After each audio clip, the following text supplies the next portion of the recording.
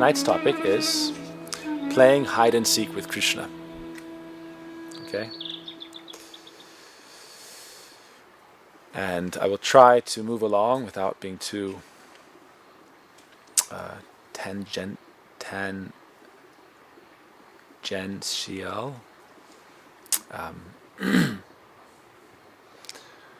But first we should discuss whether Krishna, people would say, oh, playing hide and seek with Krishna. Does God even exist? Does Krishna even exist? And we'd say yes. Very affirmatively so. Oh, how can you be so bold in your claim? Is it a belief? We say no. And people may say, have you seen Krishna? We say yes. When did you see Krishna? Every day. This is the childlike innocence of bhakti. We see Krishna every day. Purnima, she sees Krishna every day. We have our beautiful Radharani, we see Krishna every day. Have you heard Krishna? Yes, Krishna, we've heard his name again and again. And so that's enough. We don't need to argue with the people who don't believe. Look what Prahlad, the boy saint, he said, no, God is everywhere, Krishna is everywhere. And from his childhood, it said he was embraced by Govinda. Govinda Parirambita. And he was always blissful. Even though he was surrounded by people who didn't believe. And when his demonic father said, I don't believe in your God, where is he? Prove him to me. He said, it's not my job to prove him to you. I'll speak about him.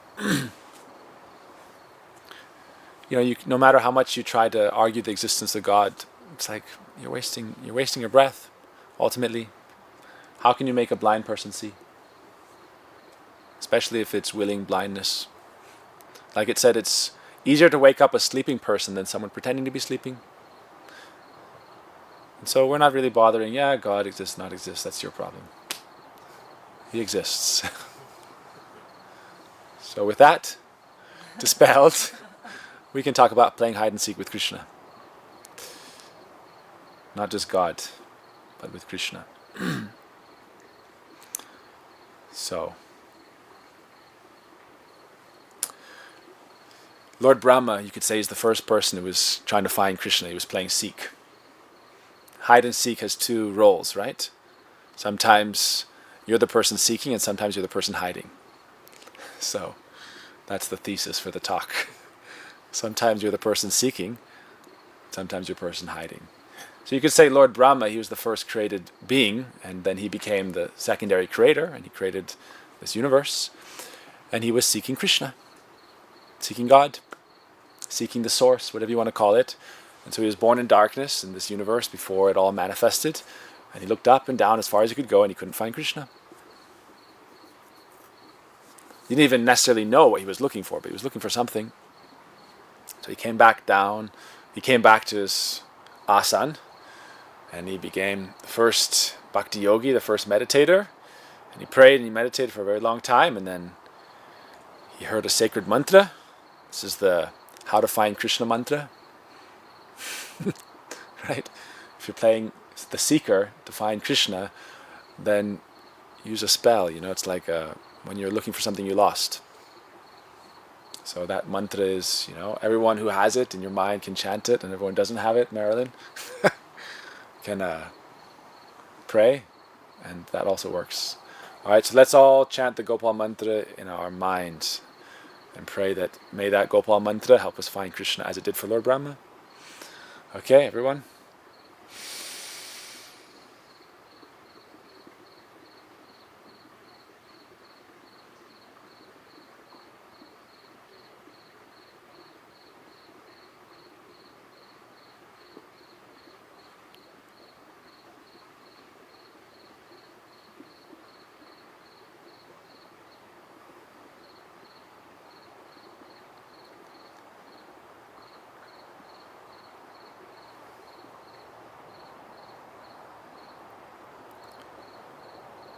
Did anybody find him?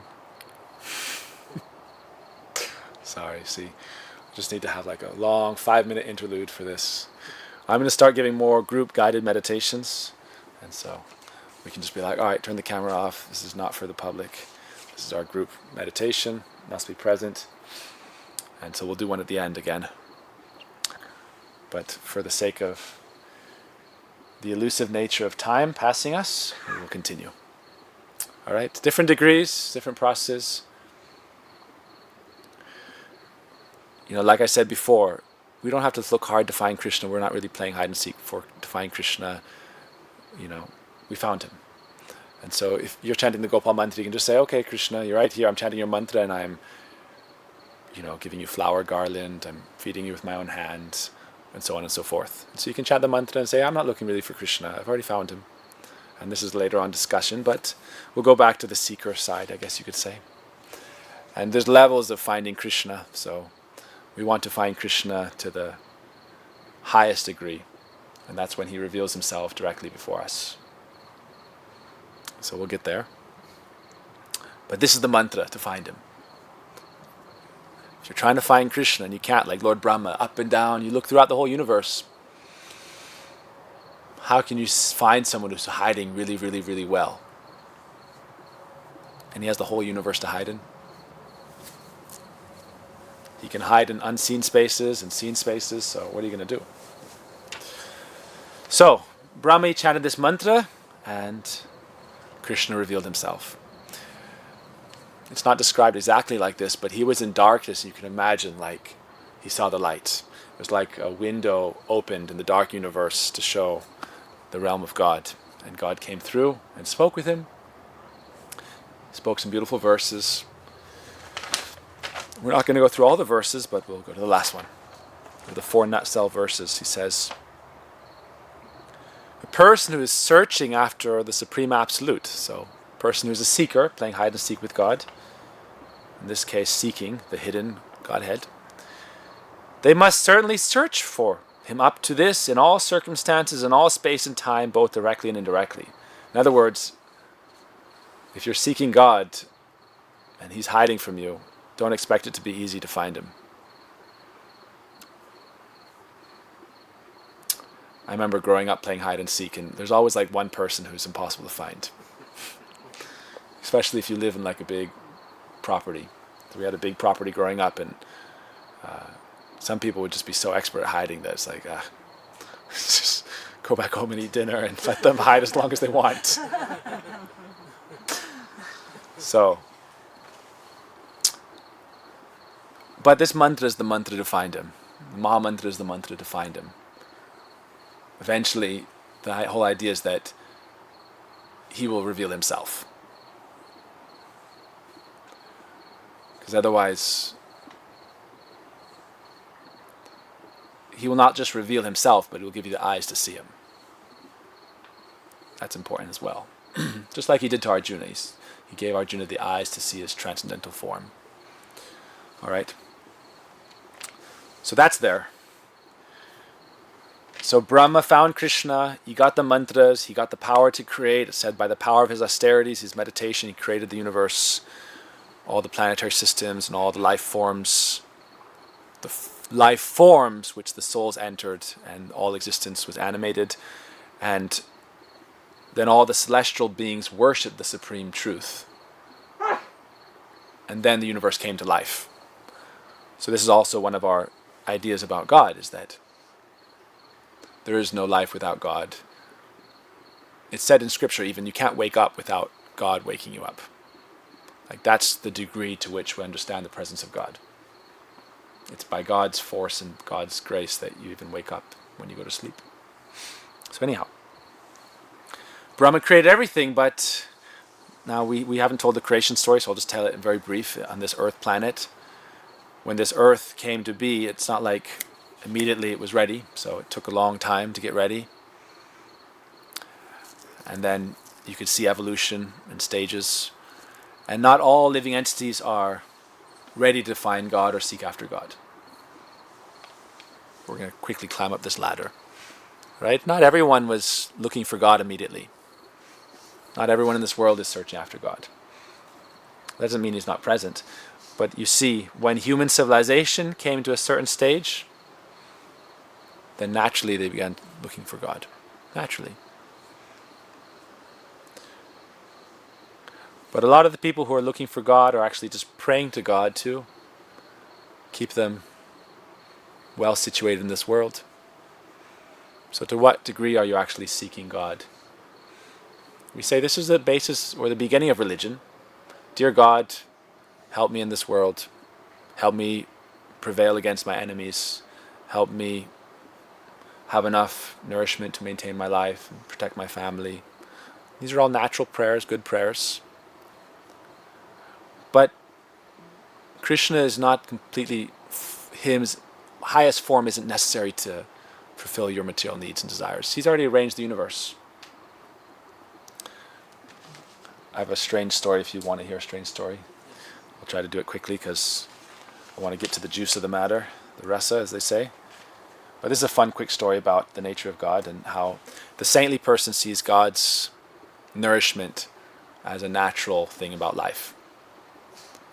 I'll just tell one story because you can get into a story thread. But this is a funny story. There was a boy who was a monk, and he grew up without ever seeing women. As a note, actually, it said that one person just died a few days ago, and in his entire life he never saw a woman.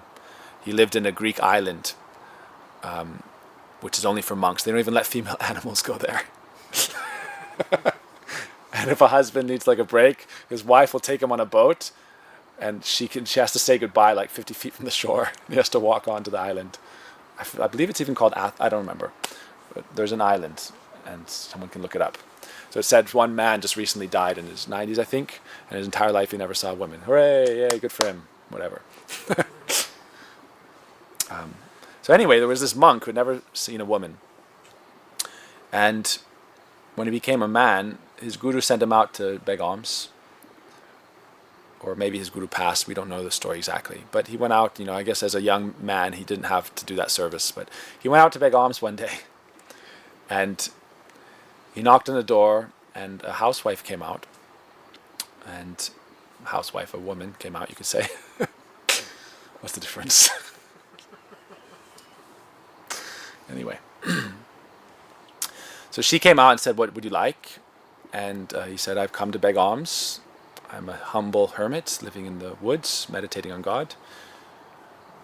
Please give me something to sustain my life. And she went inside and brought him something back. And he said, dear person, because he didn't know gender roles or even pronouns. He just said, dear person, it must be very painful. You must be in great pain. And she said, what do you mean? He said, well, you have 2 lumps on your chest. It must be very painful. Now she's irritated, and she calls her husband. He says, what is this monk talking about? And his husband is like, sees his wife very disturbed. And so he says, he's ready to chastise him, but he's a little patient, so he says, please explain. Because he sees and he notices the boy, and he doesn't have like a bad intent. He has like a innocence. He says, what are you talking about? He said, well, it must be very painful. He says, I got a really bad boil too once. And it was very painful. I never got 2 at once, that big.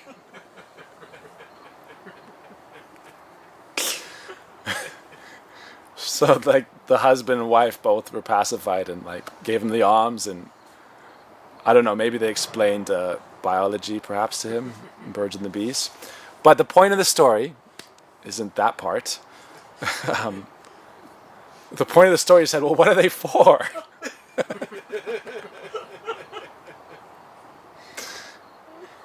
And now I don't know, but I imagine the wife became very shy and was blushing, so the husband had to say, well, it's how she feeds her baby. We have a baby. So it's how she feeds the baby. He says, oh.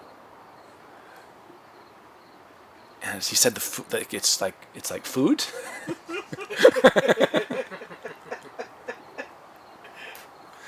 He said, I had to come here and beg alms. But the baby has food arranged by God. It's just there. He said, sometimes we make, milk preparations in the ashram. the baby has this natural supply, just like prepared. He said, how great is God? And smiling, he goes on his way. And I said he was very happy the rest of his life. He said, oh, God is so great, he provides nourishment for everyone. And we pray to God for nourishment, and people who are on that level of seeking God are seeking God for their sustenance. God, please provide for me. And it's good. It's like the childlike stage of human evolution when we need God for our sustenance. And a metaphor is given of a bird who is praying to its mother, baby bird, without eyes to see.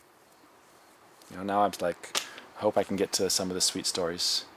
But now the train has left the station and no one knows where it's going. The train has left the station and it diverted into a different track, and we have to try to find some connecting route. Navigation system is broken. So, the bird that cannot see is calling out to its mother, and the mother feeds it with a worm. And that's one stage of human evolution, praying to God. Dear God, sustain me, and I have devotion to you, even though I can't see you. So that's one stage. And then the next stage is the baby calf, who can see the mother and who has a more intimate relationship with the mother. The baby bird says, I need the worm to maintain me. That means, God, I need you to give me material sustenance. And that's what I'm looking to you for. Make sense? Dear God, I'm looking for you, I'm seeking you, I'm calling out to you, I'm praying to you. Can we all pray to God like a baby bird? No. Okay, we'll pass that on. Okay. What does the baby bird say? So, we'll leave that to people's imagination. We pray to God that please maintain my life, please protect me from my enemies, please let me be successful in this world. We pray to God, the Supreme Spirit, for our material needs. Like the baby bird prays to mama bird for a nice succulent worm. It's very happy. The next stage of evolution is the calf, who prays to mama cow, but she takes the essence directly, the milk from mother cow. It's a higher stage of evolution of seeking God and finding God. Because you're taking, not the worm, you're taking God's essence directly. So this is a much higher stage. This is a higher stage of bhakti. Still self-interested, but very high stage. Then there's the next stage, which is described to be the lover praying for her beloved. It is not the milk that she's looking for, it's the presence of the beloved directly. And so this is more in our line of thought. When we're playing hide and seek with Krishna, we're seeking Krishna. We want to find Krishna as the beloved. We don't want the worm. We don't want the milk of the cow. We want Krishna. So this is where the game gets interesting. All right? This is when you start looking for Krishna everywhere, directly and indirectly, in all space and time. Why does it have to be directly and indirectly? Which way is directly, which way is indirectly? In all space and time, so you're looking for Krishna in all space. Is he here? Is he here? Where is he? Where is he? Where is he? The pantheist would say, oh, he's everything. He's in everything. Right? He is nature, he's energy. And we'd say, no. Krishna says that all this material energy is just a spark of my splendor. So if you're seeking me, you can find the traces of me in my creation. You can find the artifacts of my spiritual nature. It said the spirit manifests matter, and then it's material, and the spirit animates matter, but it's separate. And so Krishna says, directly you're looking for me everywhere. You also have to look for me indirectly. That means not in matter. And we do that through the subtle elements. That's why we go back to the Gopal mantra, the how to find Krishna mantra. Because you can find him through sound. You can attract him and call him through sound, through kirtan, and through hearing, and chanting. This brings us to the topic of how the soul is related to God. It's on a level beyond matter. We're always related to God. We're never apart from God.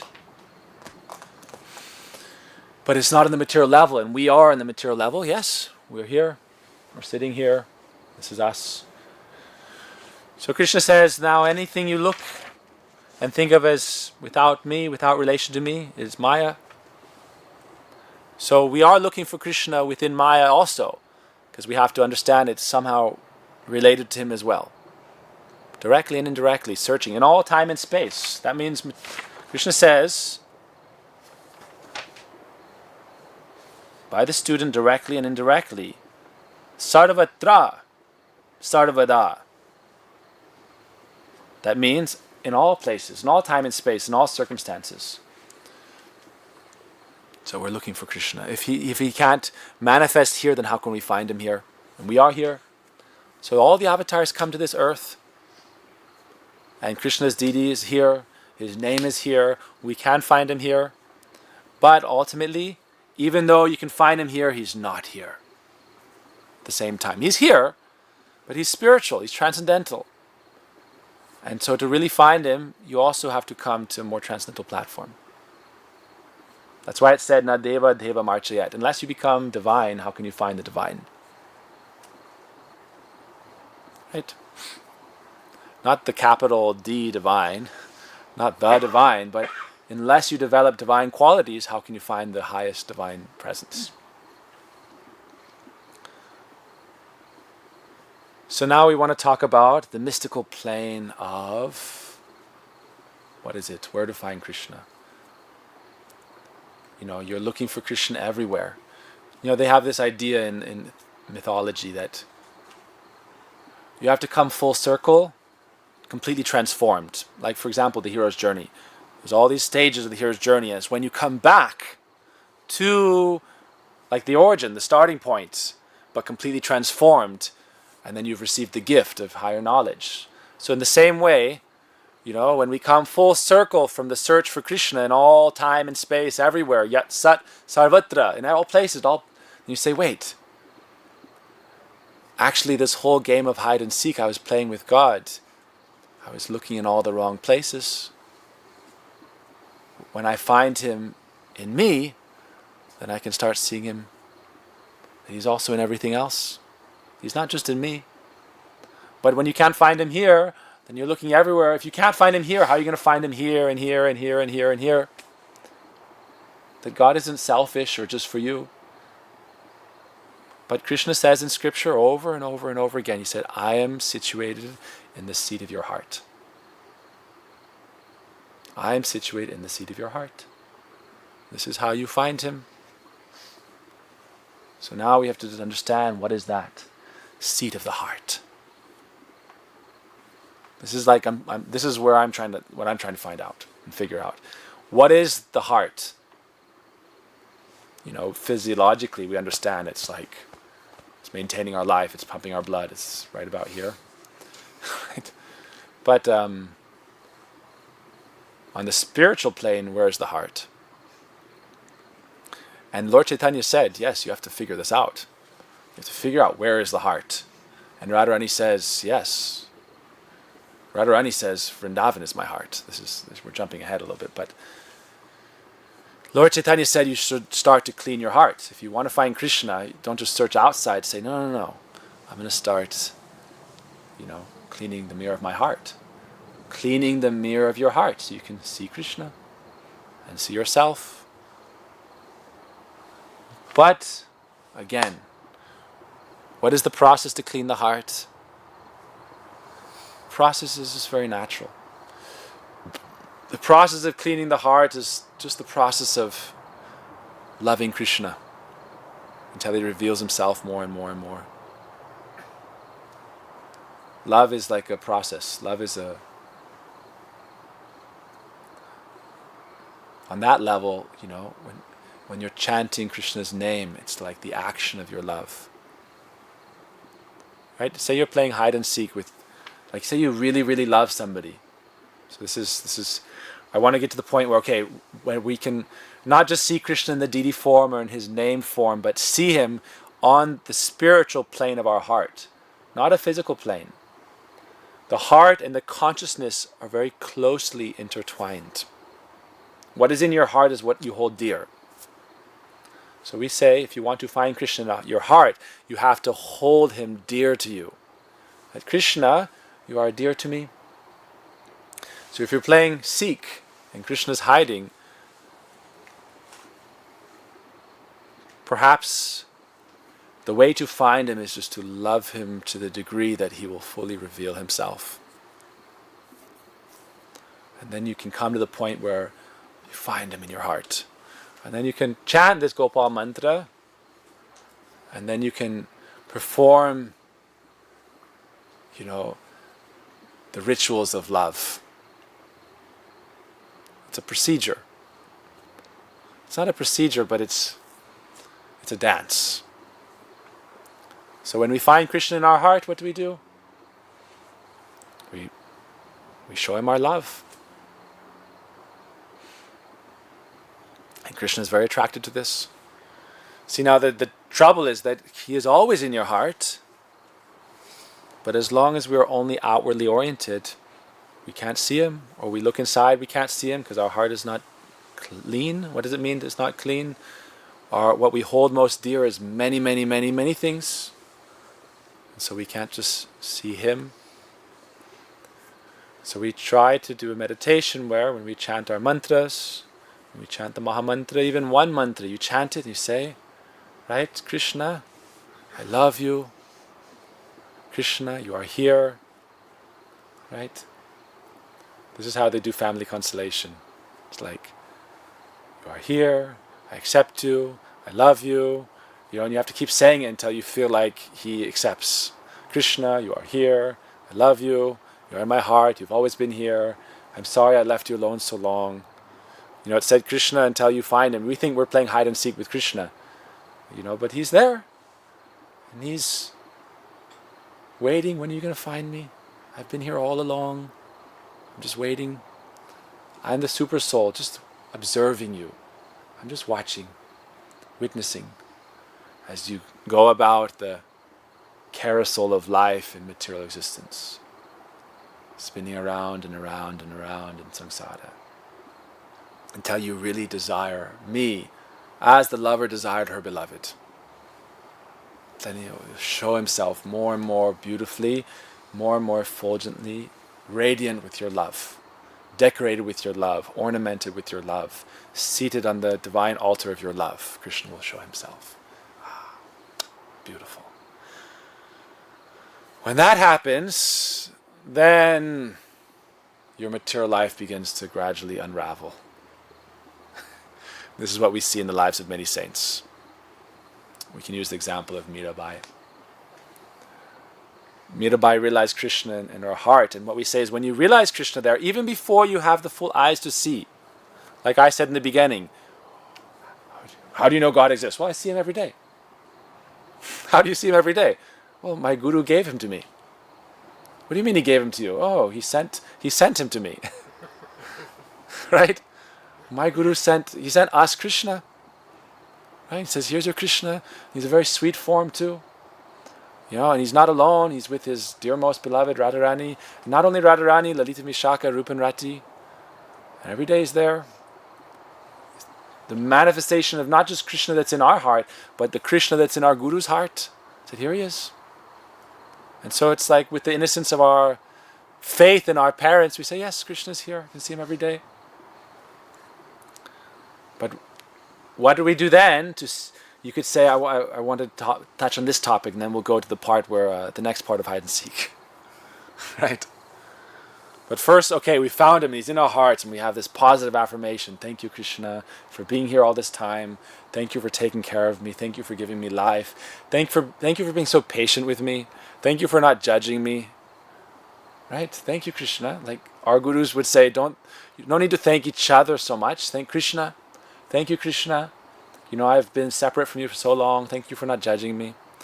Thank you for tolerating me. Thank you for giving me freedom, to choose you eventually and to choose love. Thank you.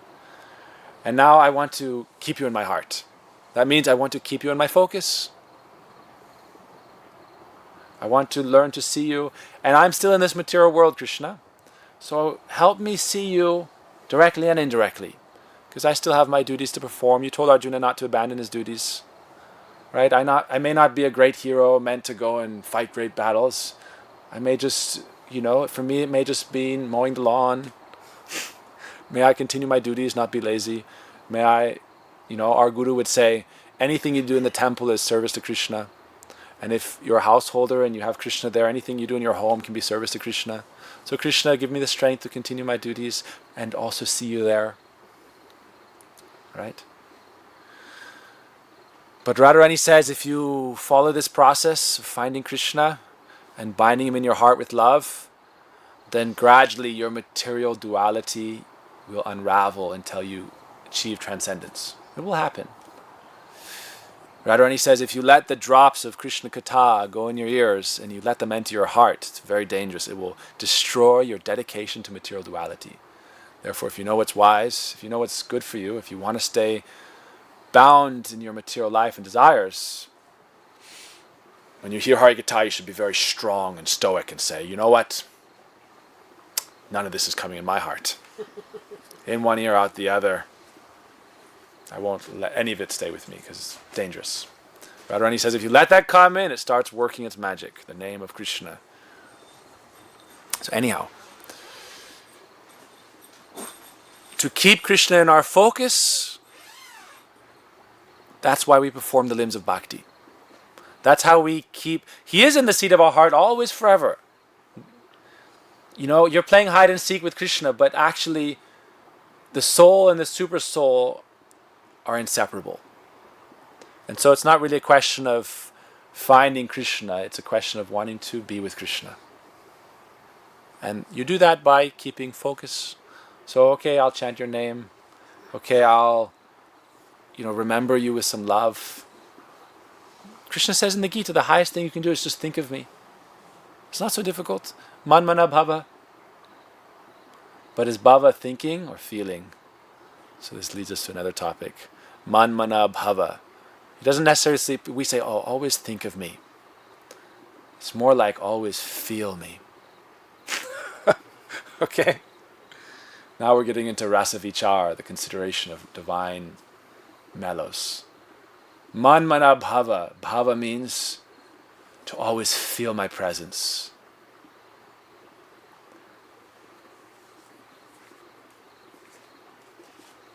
Can only be, this leads you to the moods of the Gopis.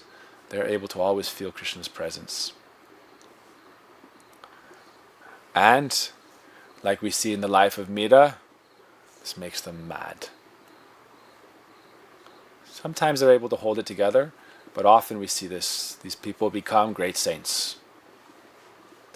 And I'll just give you a couple examples, and then we'll go to the part where we are. Now, it leads to such a stage, so now actually this is the transition point. When you become like this, when you learn to accept the presence of God in your life, to recognize His presence, that He is eternally with you, that the soul and the super soul, you as soul and God as super soul, are inseparable. You've always been romantic partners. That means you've always been one in heart. You've always lived together in your heart, right? Krishna says, I am situated on your seat of your heart. That means you've always been in one heart. God is present in everyone's heart, so He's always been your heart and soul. So He's your eternal partner, your eternal romantic love interest.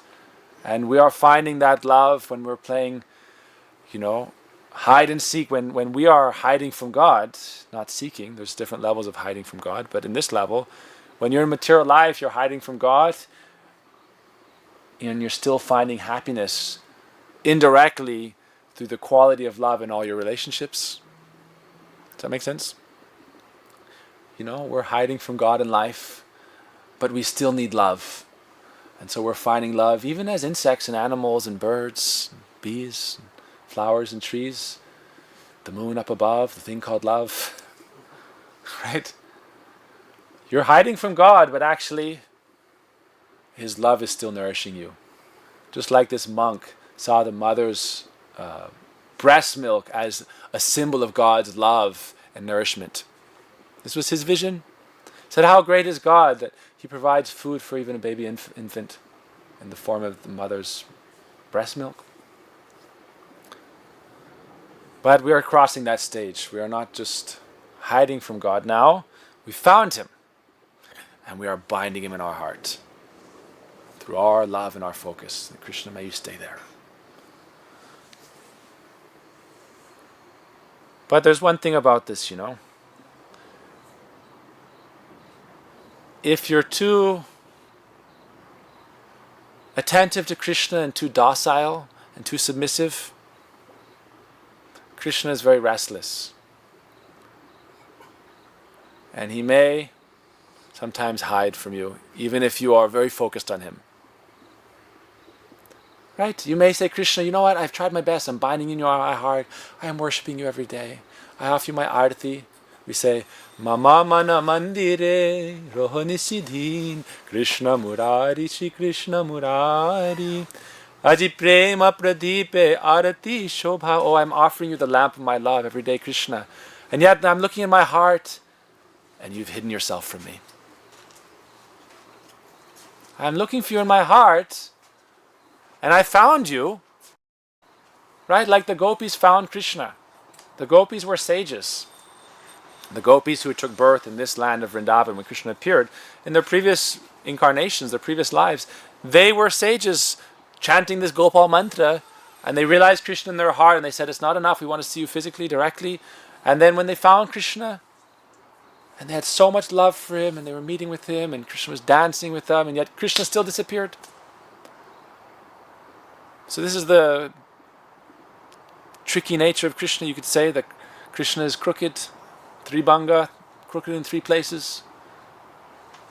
So there's like a paradoxical nature of this hide and seek game with Krishna, where once you find him, if you become too docile and submissive in your love for him, and even if you don't, he may still hide from you, and you may go madly looking for him. This is what he sent the message to the Gopis. When he left Vrindavan, he sent the message with Uddhava. Oh, I just hid from you because I wanted to increase your attachment to me. And the Gopis said, how much more can we be attached to you? It's a good enough question, right? He said, I wanted to increase your attachment to me. Like, we don't understand how we could be more attached. They told Uddhava, we don't have any intelligence with which to receive your message. Gurudev would quote this Hindi verse, Brijbasi verse. Uddho na dasbisman. We don't have 10, 20 minds to hear all your words and your messages from Krishna. Krishna sent this message that I disappeared from you to create more attachment to you, to me. And so the Gopis, I was thinking, actually at the beginning of the class I didn't mention it, but it's a good point to talk about it now. All right, before we do it, we won't do it to be continued because we're just at the 2/3 mark, you could say. So, it doesn't seem fair, right? You find Krishna, you love Krishna, you're serving Krishna, you're worshipping Krishna. Krishna, I love you, I am yours, I am yours, I am yours, I am yours, I am yours. And yet still, then you hide again. After all these lives, I finally found you, Krishna. Not only that, I took birth in Vrindavan. Right? I left everything for you. Krishna, you played your flute, and I left everything. And I came to you, and I offered myself to you. Krishna, I am yours. And after just a little flirtation with us, you disappeared. Not only that, when they arrived to see Krishna, Krishna said, why have you come? Go back home. You think I'm going to be like your lover here? He said, they said, well, why are you in the forest? You called us. He said, I didn't call you. I'm just out here in the forest enjoying the moonlight, playing my flute. No, you called us, we know. You called us, we understood it in our heart, therefore we came. And you promised to us, not only, see now this is a good argument. You also promised to us when you shamed us by stealing our clothes. When we were bathing in the river Jamuna, praying for you as our beloved, you promised that you would meet with us in the coming autumn season. It's the autumn season, it's the full moon, you played the flute, we heard the message in our heart, and with your flute song we heard our name. Evidence. This is like, I don't know if this is the right word, but prima facie evidence. Right? If someone's like calling your name, it's like, you can't gaslight me, Krishna. You're saying you didn't call us. You're saying, why did we come into the forest? So after this long discussion, Krishna finally accepts. He said, okay. And then the music of the rasa dance begins, and then the beautiful rasa dance starts. And I'm not going to tell the whole story because the night will pass. But this was like the success of their existence as a soul. Now finally, we have met the beloved of our hearts. Not only have we met with him, but he's so sweet and charming and dear. He's playing and joking with us, and then he's dancing with us. He's holding our hand. It said Krishna would take his pitambar and wipe the perspiration from the forehead of the gopis and say, oh, sadhu, sadhu.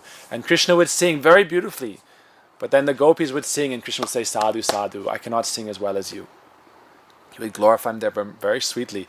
And the dances are described very beautifully, how they would dance. Not only dancing together, but sometimes, they would take solos. Like different gopis would do a solo dance and everyone would cheer. And then Krishna would do a solo dance and everyone would cheer. It was very beautiful. But then all of a sudden, they're in the middle of this dance with Krishna, and then all of a sudden you have to understand how Krishna plays hide and seek with his devotees, right? They're so absorbed in Krishna in the moment that it's like you feel like the moment should never end or will never end. And so it's not like you can even notice when he disappears. Just all of a sudden he's gone. And it said Rasa Bangalo, the Rasa dance stops. Now Krishna's playing hide. And the gopis go to seek him. And the gopis are thinking, why did he disappear? Why did he disappear? We chant the Maha Mantra. The Maha Mantra is a very mystical, the all-powerful supreme mantra. And that mantra is also how we find Krishna. But I want to, meditate on these moods of the gopis, and I want to use a mundane example. But it's, for us, we can chant the Maha Mantra and think like this, all right? If Krishna loves us so much, why would he disappear? Does he really love us? Sometimes you may think, right? Does he love us? Is he with someone else? Right? The gopis saw that Krishna disappeared and they were so absorbed in it was one-to-one, me and Krishna. They were so absorbed in their love with Krishna, it was like no one else was even there.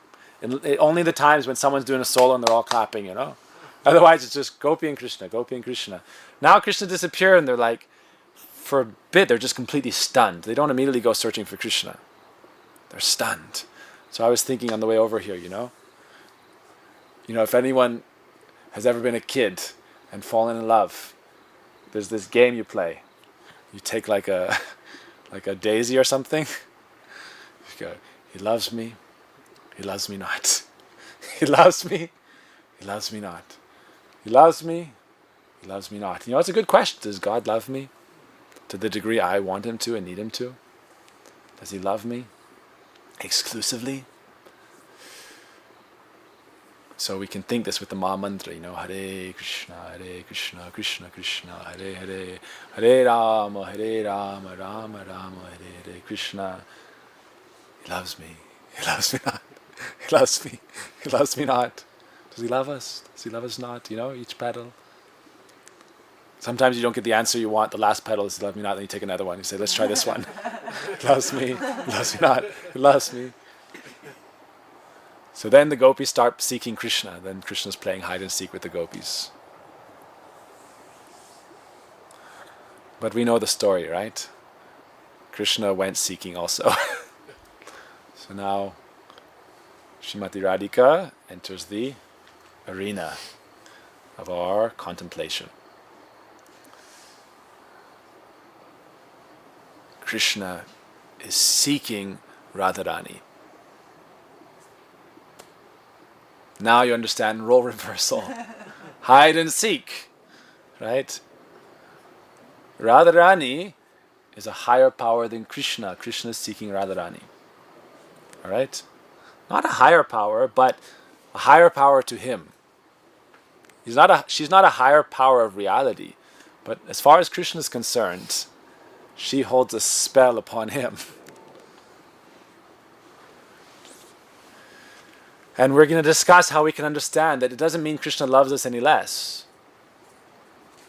she is not the soul, she is part of the Supreme. Right? This is part of the mystery of it all. Radharani is, we like to think, oh, Radharani is his best devotee. And this is some people's consideration, but we have to understand in some level, Sri Radha and Sri Krishna are the equal whole. Both one and different to the highest degree. But yet when they're separate, now Krishna is searching Radharani. He is seeking Radharani. And why? So this is the topic, right? They have another thing in this world, another mundane example. They say this is something guys do, right? I don't know, I'm sure girls do it too, but they have two examples. One is like playing hard to get. I don't know if that's more of a girl thing or a boy thing. I'm not so well versed in this. But with boys, they say treat 'em mean, keep 'em keen.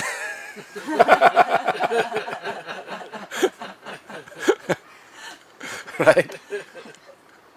So, the point is that if you're too, Krishna, he wants to teach you to have a little bit of an edge. Right? That, oh, Krishna, I love you, I'm yours, I'm yours, I'm yours. It's like, this love is like not fully capable of controlling me. This is what our guru asked me this question when I was a still young boy, I guess, in Houston. I believe this was 2005, so at that time I was 17 or so before I went to 2004, before I went to India. He was asking everyone about different kinds of love for Krishna. He said, what kind of love is capable of controlling him? And there's three kinds of this love, of the lover-beloved relationship with Krishna. And one kind is like, oh, I just want you, Krishna. I want to be with you. I want to enjoy you. It's like, it's one level of lover-beloved relationship. It's considered ordinary love. Very exalted because it's, ordinary love for Krishna and the supreme level. But it's not able to control him. He can still hide from you. And then we have next level love, which is like the queens in Dwarka. And they love Krishna. And their love is very glorious. But it's still not able to control Krishna. Only when you get to Vrindavan is the Gopis' love described to be samartha, fully capable of controlling Krishna. That Krishna, and this is specifically referring to Srimati Radhika and her group. They are fully capable of controlling Krishna. Why? They know how to play hard to get. Krishna can't, treat him mean, keep him keen is a material example. But it's the idea of like, if you're too attentive, too absorbed, eventually like the lover and the beloved relationship becomes, it can become a little boring. Not boring, but I don't know what the word for it is. Not enough spice, not enough variety, not enough flavor, not enough rasa. So in this example, Radharani is hiding and Krishna is seeking her. This is the rasa dance. Better way to find God, right? This is only possible on Radharani's level, but when Krishna finds her, and we don't want to go through the whole rasa dance story, but when Krishna finds her, she shows the power of her love that he actually begins to serve her. And we're also going to talk about the idea of Srimati Radhika's maidservants to the degree we have time a little bit. But it's good because it relates back to us and our gurus. But Krishna begins to serve Radharani. See, all the gopis are generally serving Krishna. We're doing our Gopal mantra and we're saying, oh, Krishna, I'm giving you a garland, or Krishna, I'm doing your arati, or Krishna, I'm feeding you. But when Krishna finds Radharani, it's said that she says, oh, Krishna, will you decorate my hair? And now Krishna is decorating Radharani's hair. Oh, Krishna, will you paint my feet? And Krishna is painting Radharani's feet. And this way Krishna is serving Radharani and they're walking through the forest. And now everyone's searching for Krishna, but he is with Srimati Radhika. And we may think, oh, it's not fair. But love, even in that stage, has higher and higher and higher and higher degrees that you can attain to, and higher levels of understanding and realization you can reach. So Radharani and Krishna are meeting in that way. Krishna has found Radharani, and now they are together, and Radharani is controlling Krishna by her contrary mood. And Krishna is worshipping Radharani and decorating Radharani and serving Radharani. But now I want to come back to Radharani, and we'll circle back to this in the end also. Radharani is so merciful. We should understand Radharani is like the opposite of selfish. Radharani is pure unconditional love. She has complete unconditional love for Krishna, one-pointed love for Krishna, and that unconditional one-pointed love for Krishna gives rise to her man, her jealous moods, her indignation, because she knows how much it satisfies him. It pleases him even more. It makes their meeting even more sweet. It gives rise to so many different spiritual emotions and degrees of bliss. But it doesn't mean she doesn't want everyone else to have love and relationship with Krishna. That's not her nature. So she's thinking, there's 10 million gopis searching for Krishna. It's like the ultimate dragnet. So Radharani's thinking, if they find us here, then their heart will feel pain. Right? It's not fair. There's all these gopis searching for Krishna, and Radharani, they were also wondering, and it's by Krishna's mystic potency, Yogamaya, they were hidden from all the gopis searching for them. But Radharani felt that they were coming near, and by her own desire, actually she wanted them to find Krishna. Because Radharani is unconditional love. Radharani sees every soul as, part and parcel of Krishna, and that Krishna will not be happy until Krishna meets with every soul. Krishna is showing her that, look, Radharani, I love you most, but, I love everyone. And Radharani doesn't hold any, she's complete selfless, unconditional love for Krishna. And you know what Krishna says in scripture? He says, if you're trying to be my devotee, this is part of the reason why Krishna and Radharani, disappear from the rasa dance. Krishna wants to show the glory of her position because it's natural, there's a competitive nature to life, you could say. And it could be natural that other gopis could become jealous of Radharani. That Krishna loves her most, or Krishna spends, more time with her and so on. But Krishna wants to show, who she is and her nature, that you don't forget that part of the Godhead of Radharani. So he says, he wants them to find her and to see her position. And so Krishna disappears, and then Radharani, even though she felt this compassion, desire for them to again meet with Krishna, it's a feeling. And then when Krishna disappears, she didn't know how it's going to happen, but when Krishna disappeared, she fell senseless on the ground, unable to tolerate his separation. She can't even tolerate the thought of separation from him, what to speak of the actual separation. Right? When she's in Krishna's arms, we've talked about this, when Radharani is in Krishna's arms, even the thought of separation from him puts her into this spell of the mood of separation, and then she falls senseless. This happens at Prem Sarovar. So Radharani falls senseless, and then Krishna again disappears, and now they're playing hide and seek. But instead of finding Krishna, they find Radharani. And they understand Radharani because they feel sympathy and empathy, seeing her condition. And so it's said that they develop more of a bond and empathy for each other. And then together they come, and they sit and they sing the Gopi Geet. There's 19 beautiful verses they sing, showing again the power of devotion, that it's not when you're seeking God that you find him, it's when he's seeking you that he finds you. Right? This is the power of bhakti. Krishna is all attractive, and yet we're out there looking Krishna, Krishna, Krishna. It's a level, it's a degree. But when you reach a higher stage of devotion, where Krishna becomes attracted to your prayers and he appears before you. This is the power of bhakti. Krishna, it said, Bhakti evam darshayati. Bhakti has the power to reveal God to you. Bhakti eva bhuyasi. Bhakti is the ornament of life. Bhakti vasa purusha. Bhakti is like the highest power. So it's by the power of your devotion and showing that devotion through your prayer that Krishna then comes looking for you. And so Krishna again reveals himself. And everyone meets with Krishna. There's this beautiful description. Very beautiful description of how Krishna appears. They all take their shawls and make Krishna a beautiful seat. And they speak with him about the nature of love. And again, the majority of the gopis are again in that position of, Krishna, I love you, the doting girlfriends. You know? It's like Krishna is the ultimate all-attractive male.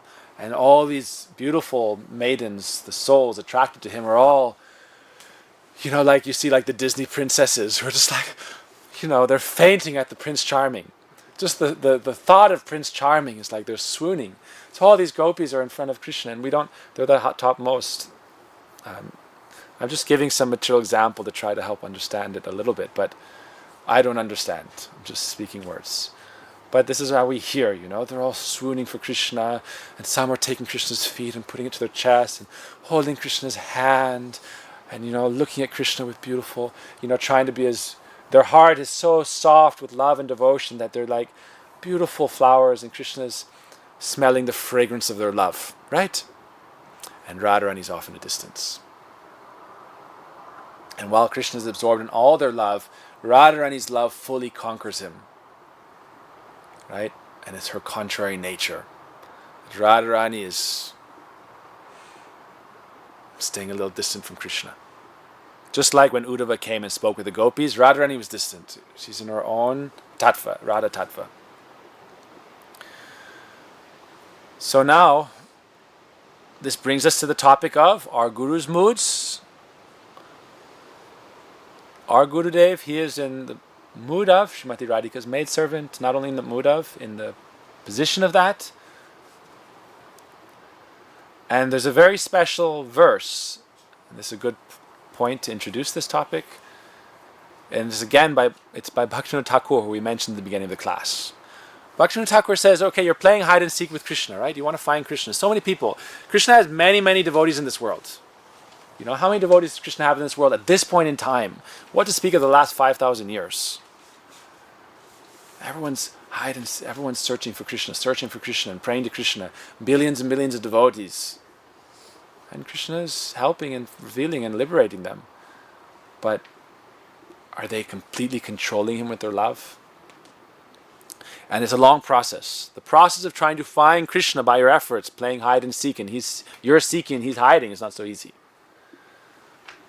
But Bhaktivinoda Thakur said, a beautiful verse, Radhika dhasi jadi hoya biman, sigrai milai tava gokulakan. This is where you role reverse in the hide and seek game with Krishna. If you develop the mood, the self-conception, that means the abhiman, if you develop the firm self-conception that I am the maidservant of Srimati Radhika, very quickly Krishna will find you. Very quickly. You have to develop that firm self-conception. I am the maidservant of Srimati Radhika. You know, when Krishna disappeared from the rasa dance, he was only with Radharani. It wasn't like there was a bunch of the maidservants with her. But they were also there in the rasa dance. And when they were looking for Krishna, they didn't find him directly. They found his footprints with Radharani's footprints. And her maidservants recognized Radharani's footprints. And even before that, they didn't feel separation from Krishna. They felt ulas, joy in their heart. This is the distinction. The maidservants of Srimati Radhika, when Krishna disappeared, they also understood immediately, oh, Radharani's not here. First they saw Radharani leave, and they understood, oh, very good. Krishna is, you know, all these new gopis. The rasa dance that happened on earth, the autumn season rasa dance, these are all like, you know, firstborn, you know, not firstborn, but newly born gopis, meeting with Krishna for the first time, the first kiss, the first embrace, the first dance with Krishna. And so Krishna is showing them so much love. But the manjaris are feeling like, This is the difficult position of Radha and Krishna, how to satisfy everyone. The Manjaris are thinking Krishna's not showing enough respect to Radharani. It's said that the Vaishnavas never take offense, but their foot dust will take offense. It's not even Radharani taking offense. Radharani's Manjaris are thinking, look at Krishna, kissing every girl, embracing every girl, dancing with all the gopis, and they're playing, it said the Manjaris, they're playing instruments, they're singing, they're doing everything. They're also dancing. We haven't heard directly how much they're dancing with Krishna or not. Also dancing. But Krishna's showing, it's natural. Krishna is it said Krishna's heart is very soft. So Radharani also doesn't blame Krishna. Krishna is so gentle. It's like his heart is like butter. That's why he loves butter so much. It's very easy to melt butter. Even in this world we have an example. They say a man is like butter, a woman is like fire. Right? It's just a material reflection of Krishna. Krishna's heart is so soft, it's like butter. Any devotee, don't think of Krishna as like lusty for the gopis. That the gopis are the souls who've desired the perfect loving relationship as lover beloved. And so Krishna says, oh, you love me like lover and beloved? Here you go, become a gopi. Krishna's not looking at, oh, you're this beautiful girl, I'm lusty for you. Krishna's brahmachari. He's celibate. He's a monk. Sometimes the Vaishnavas will say, said, oh, talk, laugh, sweet joke, just, stay brahmachari. No problem.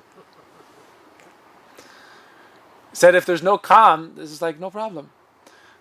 This is a different topic. Anyhow, the point is, this is not for us, not for the monks, and not for any material situation. But the point is, there's an example of this one story. Anyway, we won't go there.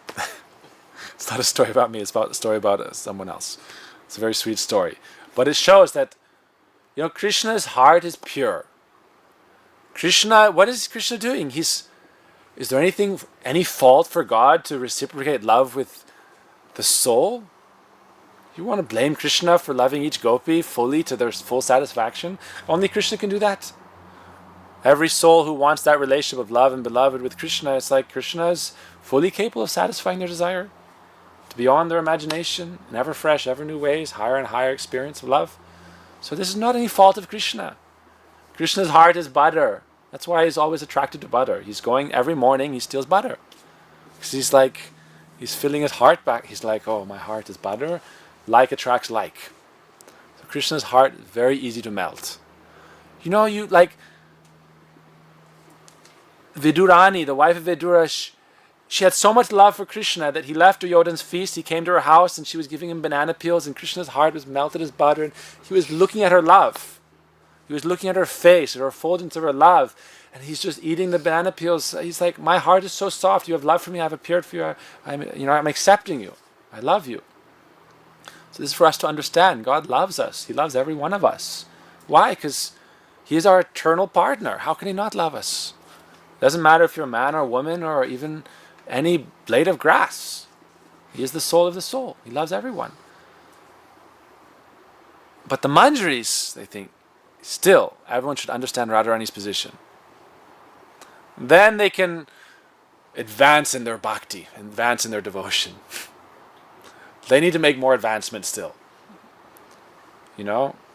Everyone's thinking Krishna, Krishna, Krishna, Krishna, Krishna, Krishna, Krishna, Krishna. And if they don't have respect for Radharani, then you're still going to be playing hide and seek with Krishna. And you're going to realize Krishna and you're too soft and too sweet and it's not able to control him. So then Krishna is going to keep playing hide and seek with you. So the Manjaris say, no, we have to help them advance more in their bhakti. So the Manjaris say, no. And Radharani leaves. Why? This is speculation. This is pure speculation. But Radharani and the Gopis, the Manjaris are tadatmika, one at heart. And so, who knows, is it Radharani's desire, is it their desire?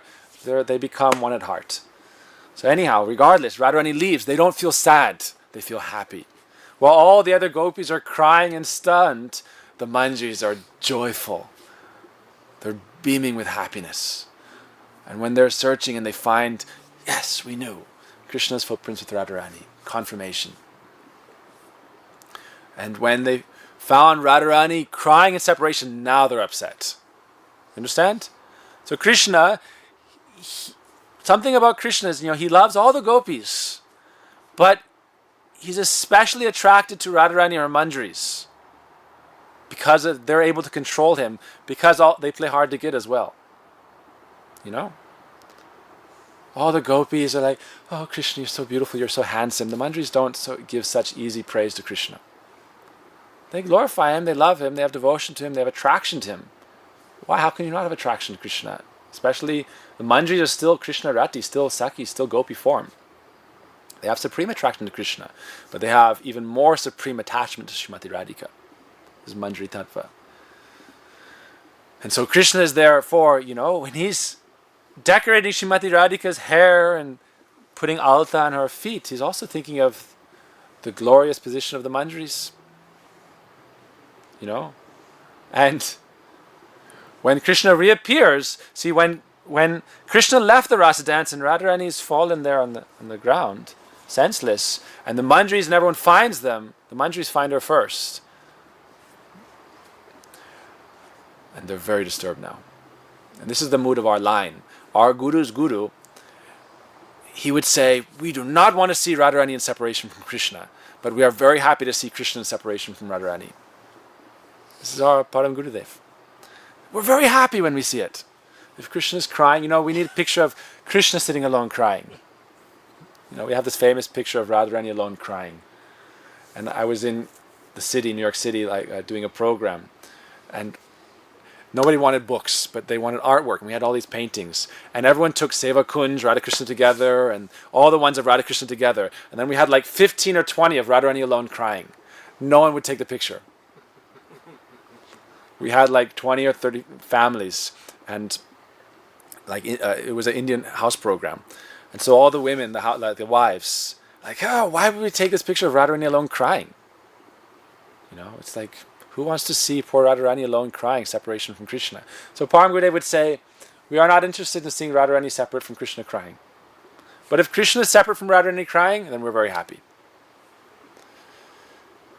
Actually, they say we cannot tolerate seeing the separation of Radharani from Krishna. We sing this song, Radhikara Dasa, Amito Sahite. I cannot contain my disturbance, my agitation, when I see my Swamini, my beloved mistress, in separation from Krishna.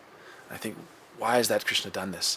So then when they go and sing the Gopi Geet, some group of the gopis, the more docile, submissive, I am yours, Krishna gopis, are singing to Krishna in this very plaintive, sweet tone. But Radharani's group of gopis is singing Krishna in a contrary way.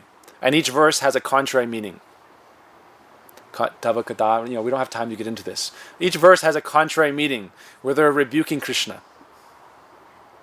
As they say, the famous one is verse 9, Tavakatamritam tapta jivanam.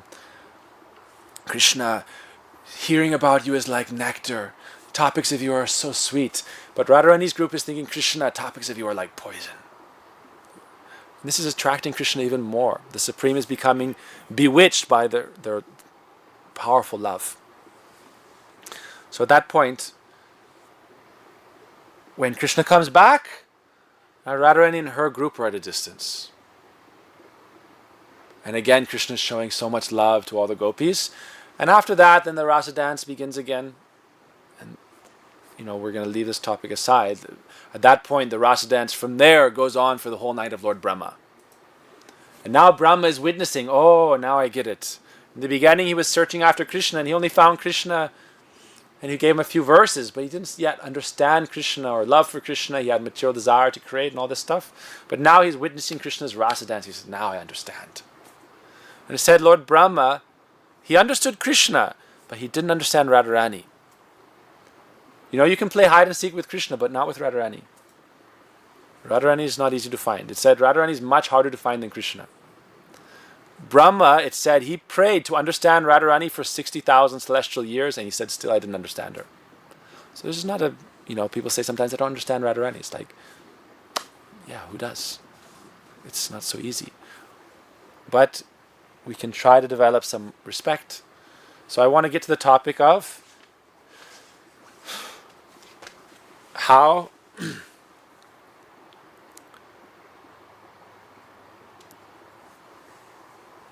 we can keep Krishna in such a way that he can never hide.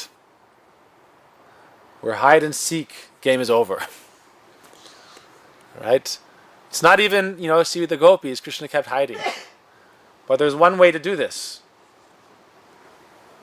And we'll touch on this and I'll try to conclude.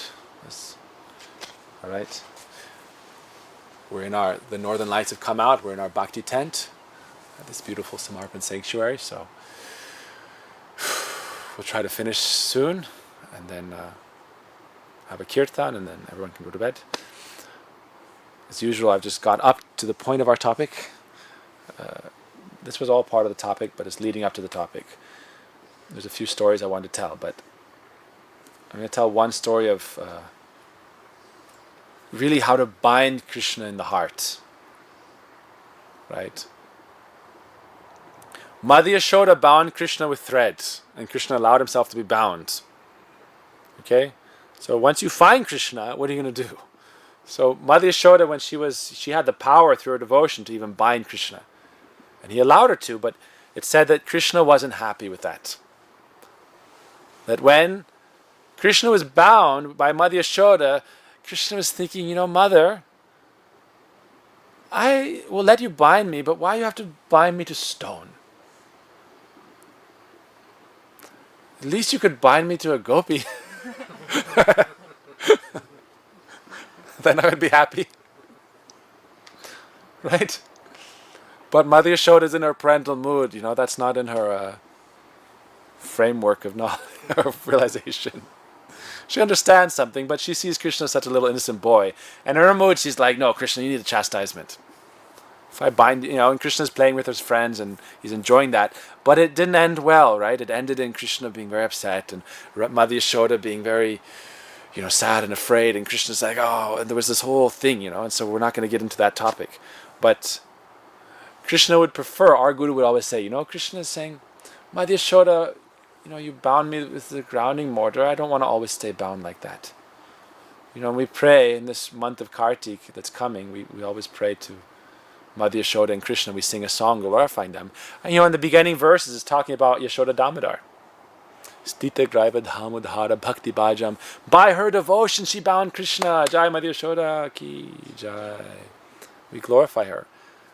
No one else has had that power. You've heard anyone's bound God? He opened his mouth and all the universes existed within him, and yet she bound him. It's very powerful. Mother Yashoda's power. We got a few percentage points left. No, everything's good. Okay. So in the beginning of this song we sing, there's 8 verses, and we sing the first 7 verses are about the story of Mother Yashoda binding Krishna and what happens. And the moods of prayers and the progression of prayer to Krishna. Not just about that, but the prayers of the sage, starting with that pastime of Mother Yashoda binding Krishna, and then leading up to the 7th verse, which is how Krishna liberated these 2 personalities who were bound, and how he freed them from their material desires and gave them the highest position. But then the last verse is glorifying Radharani. It's like a juxtaposition. And I said each of these verses was realized through meditation over a long period of time. The last verse, it says, know what?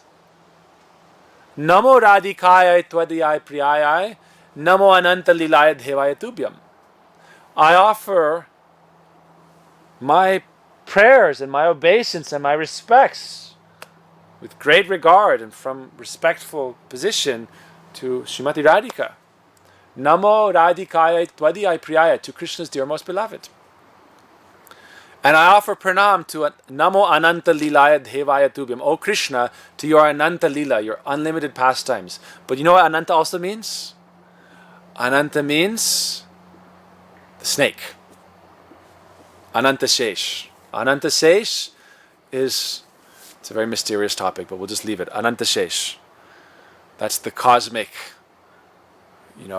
source, if you could say, even every kundalini energy in every body, right? The cosmic divine force and the serpent that's holding up all existence. That's Shakti. That's Ananta Shesh, and it's unlimited, the unlimited power of God. But it has one other meaning. right? In this last 8th verse, it doesn't even mention Mother Yashoda directly. We can say the verse, right? Namaste studhamne spuradipti dhamne tvaryadharayata vishwasya dhamne namo radhikayai tvaryad priyayai namo nanta lilaya devaya tubhyam. That, namaste studhamne spuradipti dhamne. I offer prayers to your namaste studhamne, to your abdomen that was bound by this beautiful thread, by this beautiful rope. In this case, he's obviously, of course, referring to Mother Yashoda in that, but in this verse it doesn't say Mother Yashoda. It says, Namaste sudhamne spuraditi dhamne twadya dharayata vishwasya dhamne. The whole universe resides within you. This is going back to the Chatusloki, right? O Brahma, please know that the universal elements enter into the cosmos and at the same time do not enter into the cosmos. Similarly, I myself also exist within everything created and at the same time I'm outside of everything. So this is Krishna's verse. So the whole universal creation is within Krishna and he's separate from it. So that thing, that Krishna, he is bound by what? So now there's another story. And this one's just quick. Said when seeing Krishna, and the essence of this story, it's not connected directly to the rasa dance, but it's part of this whole lila. Namo ananta lilaya, so many pastimes. It may be part of the rasa dance. We're not giving it a sequential thing because it's an eternal pastime and it can happen in many times, many ways. But we're going to connect it to a beautiful painting called Kunja Kirtan. Okay? There's a beautiful painting of Her Grace, Shamarani Mataji, Shamarani Devi Dasi. And it's Krishna with Srimati Radhika and all her group of gopis and all the manjaris. And those who know, they can point out, there's this personality, there's Srila Gurudev, there's Srila Swami Prabhupada, there's Param Gurudev, there's Rupa Rati, and so on and so forth. So if you look at this Kunja Kirtan painting, if anyone's seen it, or maybe this can be present, we can show this, right? If you look closely, there's a little manjari in a very graceful way tying something to Radharani's waist. This manjari is called Rati Manjari. So she's tying Radharani's belt called her mekhala. So there's a story described by Krishna's Kaviraj Goswami, the author of Govinda Lilamrita, the Eightfold Daily Pastimes of Radha Krishna, and Chaitanya Charitamrita, two of our topmost scriptures, so a very qualified person. I've heard it described like this. He said one time, showing the glory of Radharani's contrary love, Krishna came late to a rendezvous with her. 2 hours late. Radharani is very upset. And so I know we're getting close to... I'm feeling the heart clock winding down. And this is what people were joking on the way over, is that, like the only thing you hear Maharaj say often is like, I'm almost finished, I promise. So I'm trying to be almost finished here. Otherwise we have to find a way to do like katha, intermission like a Bollywood movie, more katha. Maybe another program we start earlier, It's like you need a 10-minute interlude. This is like a long topic. So, in the Kunja Kirtan painting, everyone's playing instruments and dancing and very sweetly, like I wanted to culminate with a very happy mood. Everyone's happy together, right? Krishna's there, Radharani's there, everyone's dancing, playing instruments, singing. Everyone's very happy. We sing this song. Jaya Jaya Radha Krishna Jughala Milan Arati Karane Lalitari Shakigan. All glories to the sweet union of Radha with Krishna, their meeting. Arati Karane Lalitari Sakigan. And Lalita and the Sakis are all glorifying and doing arati and fanning them and singing and very sweetly laughing and joking in a very beautiful, blissful spirit. But yet, Rati Manjari is tying Radharani's belt. And it's described that she's doing it so expertly that no one notices. Everyone's absorbed in the song and the play and the beauty of Krishna, the beauty of Radharani. But the Manjaris are very astute to perform their service to Radharani. And Rati Manjari is so dear to her. She's, as Raghunath Das, this pastime is happening as a spurti, a realization for the sage and the devotee in samadhi, and also happening in reality simultaneously. So it said Radharani left her Mekhala somewhere. Now these stories are not directly correlated, but here we go, anyhow. It's described by Kaviraj Goswami. I've heard it's described by Kaviraj Goswami, but anyhow the pastime is there of Radha Damodar. Right? Krishna becomes bound to Srimati Radhika. How? He said Krishna is late. Radharani's waiting, and the Manjaris are waiting. Everyone's waiting, and Krishna's late, He has many appointments. Krishna's schedule is always fully booked. It's double booked, triple booked. Krishna is such a person that everyone in existence is waiting to meet him. So Krishna's schedule is very booked. It's like, what can I do? I was late, I'm sorry, at least I'm here. Not enough. Radharani is very upset.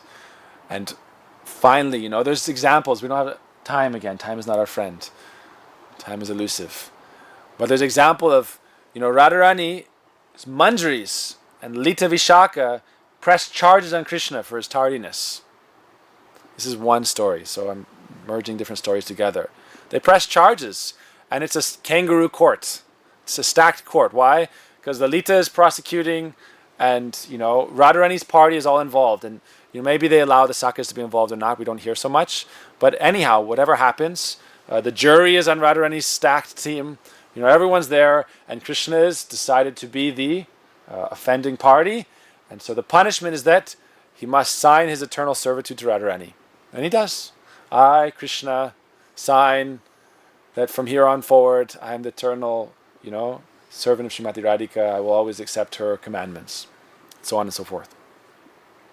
And they also are very good at these disclaimers. It's like, and whatever else we decide later on, etc., etc., etc. Signed, Krishna. And so it said, Radharani says, I will, Radharani, when she is decorated by her manjaris, every part of her ornaments is symbolic of one of her moods. So I don't recall, but obviously her belt is very symbolic. And so it said with her belt she binds Krishna.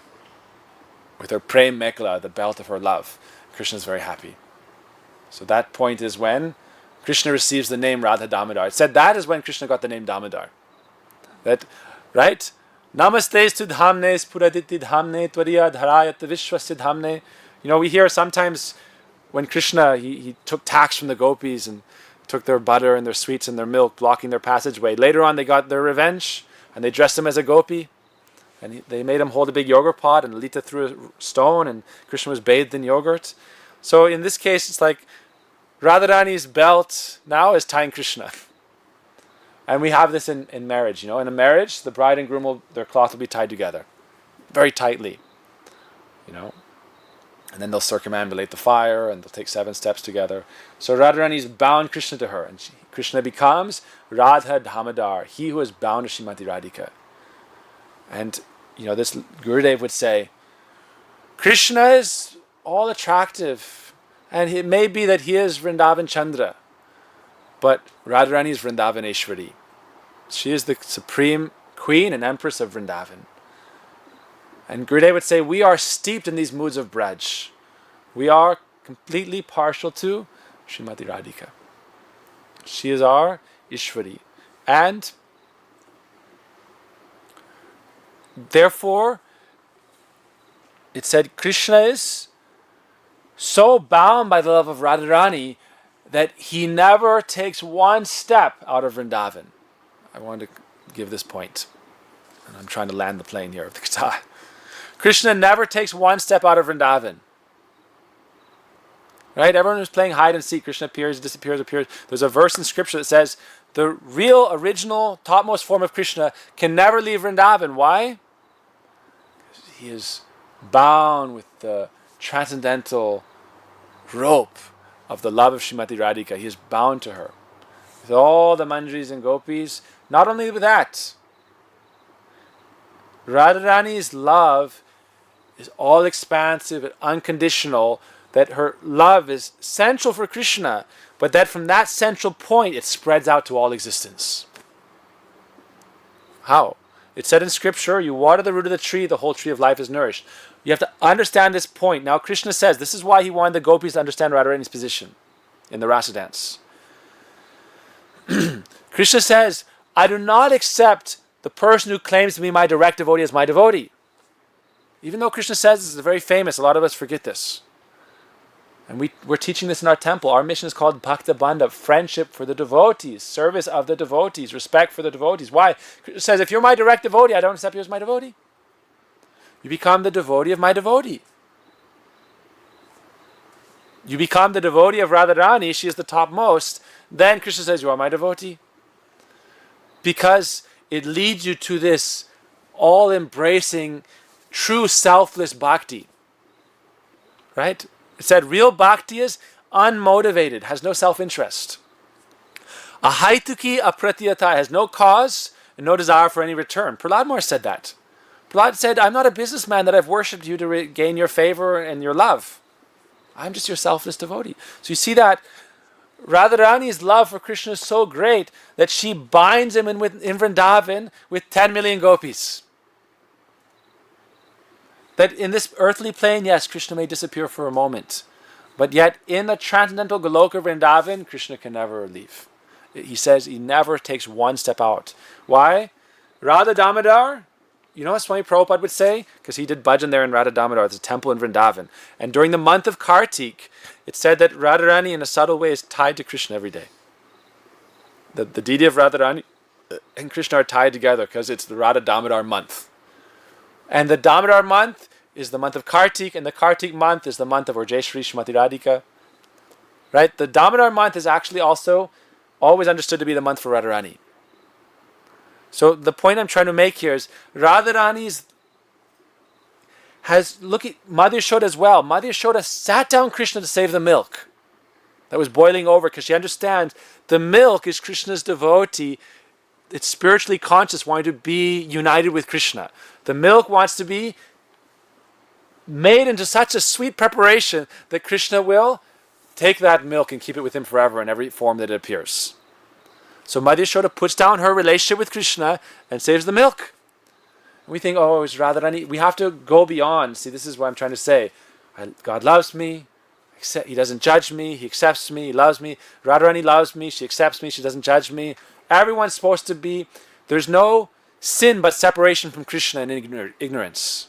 Everything else is just the perversion of your material desires that aren't satisfied. And you're in the dream of material life, and it's just a dream, and Krishna doesn't judge. Until we, look at Madhya Yashoda. She has so much love for Krishna that she loves everything connected to him to the degree of her selfless love that she'll put down her perfected embrace and her love with Krishna and say, no, sit down, I'll save the milk. And she has the power to control Krishna.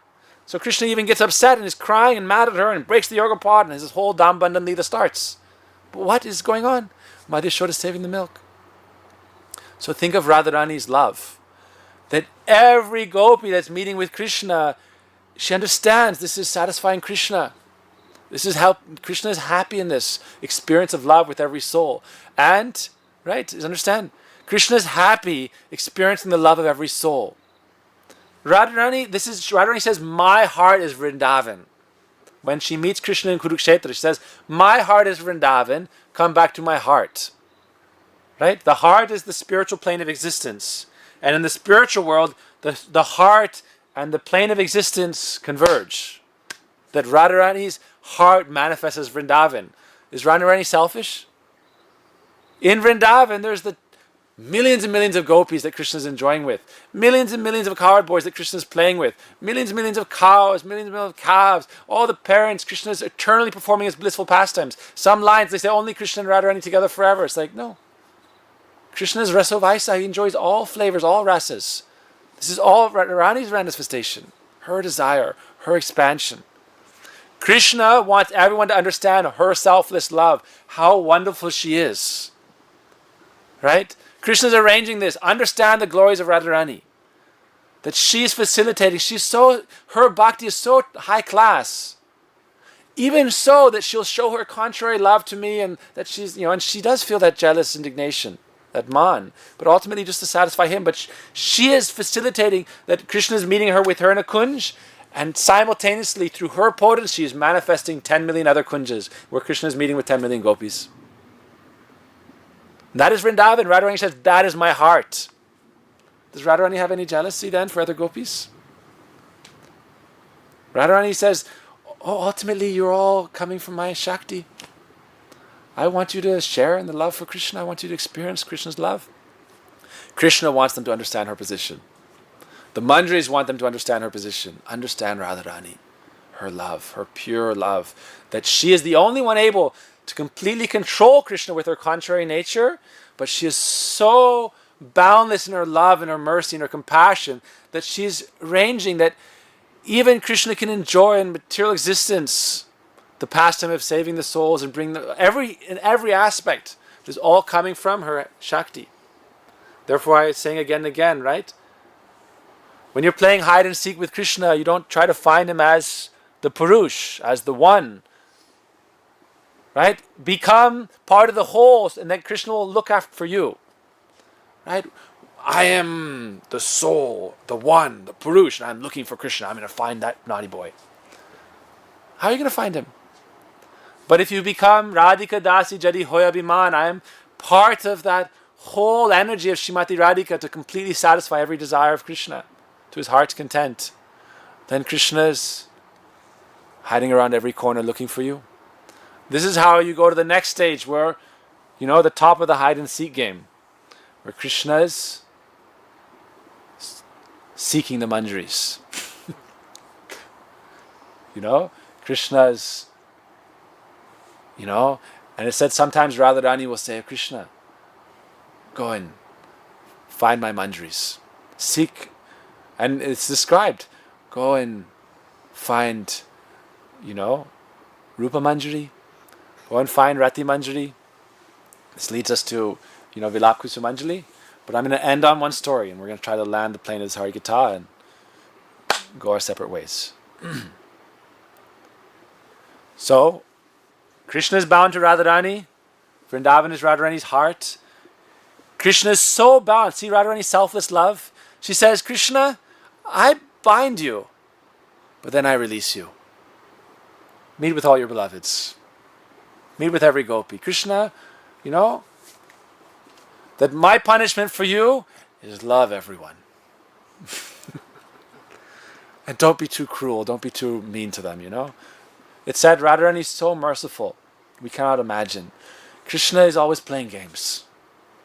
And Radharani's part of her contrary mood is like, okay, we'll tie it again to the string of pastimes. Our Vaishnav Acharya would say that Radharani was upset with Krishna. Why are you waiting so long to go save Prahlad? He's saying, I'm glorifying him. I don't care. Go. And so our Vaishnava Acharya would say, when the Shringadev appears, it's Radharani and Krishna, it's Lakshmi and Narayan. And she's Ugra. She's very upset. Who's she upset with? She's upset with Vishnu. Right? Why did you delay so long and let all these atrocities happen to my Prahlad, my dear beloved devotee? Right? You have to put this in your understanding that every soul, Radharani wants them to be with Krishna. Why? Madhya Yashoda is saving the milk. Right? Radharani wants, this is the perfection of existence, that the soul can unite with Krishna, be with Krishna in his perfected, according to his swarup, according to his perfected nature. Why are you delaying Krishna? Why are you letting the jiva suffer for so long in material existence? Why don't you just go save them? All these avatars coming, being a great hero, killing the demons, giving great teachings. Why don't you just go show your beauty to them and attract them directly to the spiritual world? Why, we're suffering so long in material existence rather than anything. Why? This is part of her contrary mood. It's not fair, Krishna. Go and save them. She is so merciful. Karunam, Karumai, Karuna, Radharani's mercy, mercy, mercy. And so her mercy is to such a degree, sometimes she's upset with Krishna. You should show your mercy faster. Krishna, why do you play so many games with the jivas? I have to perfect your love. I have to appear and disappear and give you this and give you that. Look, Krishna appeared before Dhruva, and Dhruva said, Krishna, I don't want what I wanted. Now I changed my desire. And Krishna said, no. Now, this is the story of Dhruva. Dhruva wanted a kingdom greater than his father, and his grandfather. And then he became like the ruler of the North Star, and all the material universe is circumambulating him. And Krishna said, you have to be there for as long as this universe is present, And he saw Krishna, and Krishna is so beautiful. He said, Krishna, I want to be with you right now. Take me to your existence. I don't want to be Brahma who stayed in existence after he saw you. Dhruva said, I want to see you. I know I had material desires, but those desires were bogus. Like broken pieces of glass. Krishna, I want to see you and be with you. And Krishna said, no, take your material desires. Right? You don't get any take-backs? Right? You'd think it'd be fair to get a take-back when you find God. You say, like, everything else I desire was insignificant. It said, oh, you have to fulfill your karmic seed, your destiny. No, BS. Right? Why do you have to fulfill? Oh, you desired it in ignorance. You're going to blame a child for, like a child wants to put a fork in a socket. You say, no. Right? Child wants to touch fire. No. It's just like, why are you letting the jivas be so far, be so lost, so long? Why don't you make an easier arrangement? Right? What is the easier arrangement? Ultimately, Radharani makes this arrangement that you will come as me, with my mood, and then you will experience what it's like to be us. You're God, and we're all attracted to you. You will become mad in love for us, Lord Chaitanya. And you're not going to save the world. Lord Nityananda is going to save the world. He's going to distribute pure love of God because he's more merciful than you are. Lord Chaitanya and Lord Nityananda are both supremely merciful. But Radharani says, how can you understand what it feels like to love you and to be in separation from you? You can't understand it. Krishna, you're trying to understand it, but you can't. So I'm in a, Krishna's saying, I want to understand your moods. I want to become Lord Chaitanya. She also wants him to become Lord Chaitanya so he can understand what it's like to be Radharani. What's her position? That she's arranging everything and she's made this Vrindavan. He never steps a foot out. Why? Because this is the place where Krishna is supremely loved to such an extreme extent that God cannot leave that place. He promises to reciprocate. He says at the end of the Rasa dance, that's Sasadu Krityam, you defeat me, Gopis. He tells the Gopis, you have defeated me. I'm bound to you, I surrender to you. Krishna says, I surrender to you. Right? So he cannot leave Vrindavan. Padamekam na agacchati. In Goloka Vrindavan, Krishna can never leave. And that's not just Radha Krishna. It's all of Vrindavan. It's every soul in every fractal dimension of all the eternal Vrindavans. Every Prakosh. It said Vrindavan is one Vrindavan, but there's unlimited departments of divisions of that Prakosh. It means like a fractal compartment, right, of Vrindavan. And there Radha Krishna are meeting, or Krishna's meeting with the Gopi, or Krishna's meeting with the cowherd boy, Krishna's meeting with the parents. But it's perfect love. So Radharani's created that. She's completely in that mood. But yet, Krishna comes, experience what is that mood, experience the mood of Srimati Radhika, and then Ananga Manjari with Baladev comes as Nityananda Prabhu to give that love and compassion that this is the way the souls can be saved and easily come to Krishna. You understand? That Radharani makes the easy process. He said, very easy. Right? Krishna, you make it too hard. You look at the other incarnations, how hard it is to find Krishna. This is Radharani's arrangement. So Radharani arranges the easiest way to meet with Krishna. As Krishna, enough of your and I don't want to criticize, and I don't want to speak out of place. So this is Lord Lila. They're both the most merciful. But Radharani is the most of the most merciful. Certain things are in threes. So he said, Harinam, Harinam, Harinam eva kevalam. The holy name is the only way. The holy name is the only way. The holy name is the only way. And that says Sadhu Sangha, Sadhu Sangha, Sadhu Sangha, Sadhu Sangha, Sadhu Sangha, Sadhu Sangha, right? Then it says Karunam, Karunam, Karunam. Radharani is mercy, mercy, mercy. Compounded mercy, right? Mercy times infinite mercy times infinite mercy times infinite mercy. That's Radharani, right? So therefore Lord Nityananda is spreading divine love. Doesn't care if you're a Brahmin or a dog eater. Radharani's manjaris, what they say? Bhaktivinoda Thakur says, in the end of my life, I'm going to go and I'm going to eat from the dog eaters' homes. I'm going to beg alms only from dog eaters' homes. Right? Because they're beyond caste consideration. Right? All this is Maya. The soul is pure. So he said, I'm going to wander as a madman in Navadvip, and I'm going to eat from the homes of dog eaters. Right? To show them. Right? This is the mercy of Lord Nityananda. Chandale Brahmane Kore Kadatal. By Lord Nityananda's arrangement, dog eaters and Brahmins are embracing and crying in ecstasy. And he's distributing this ecstasy of what? Ananda. The Ananda is distributing as what? This Ananda is coming from Srimati Radhika. How can you love Krishna? That she is giving you that potency with which to experience the bliss of love for Krishna. That is coming from her. So now we'll finish with Shri Rati Manjari. So Rati Manjari is the one who Radharani ties Krishna, Radha Damodar with her belt.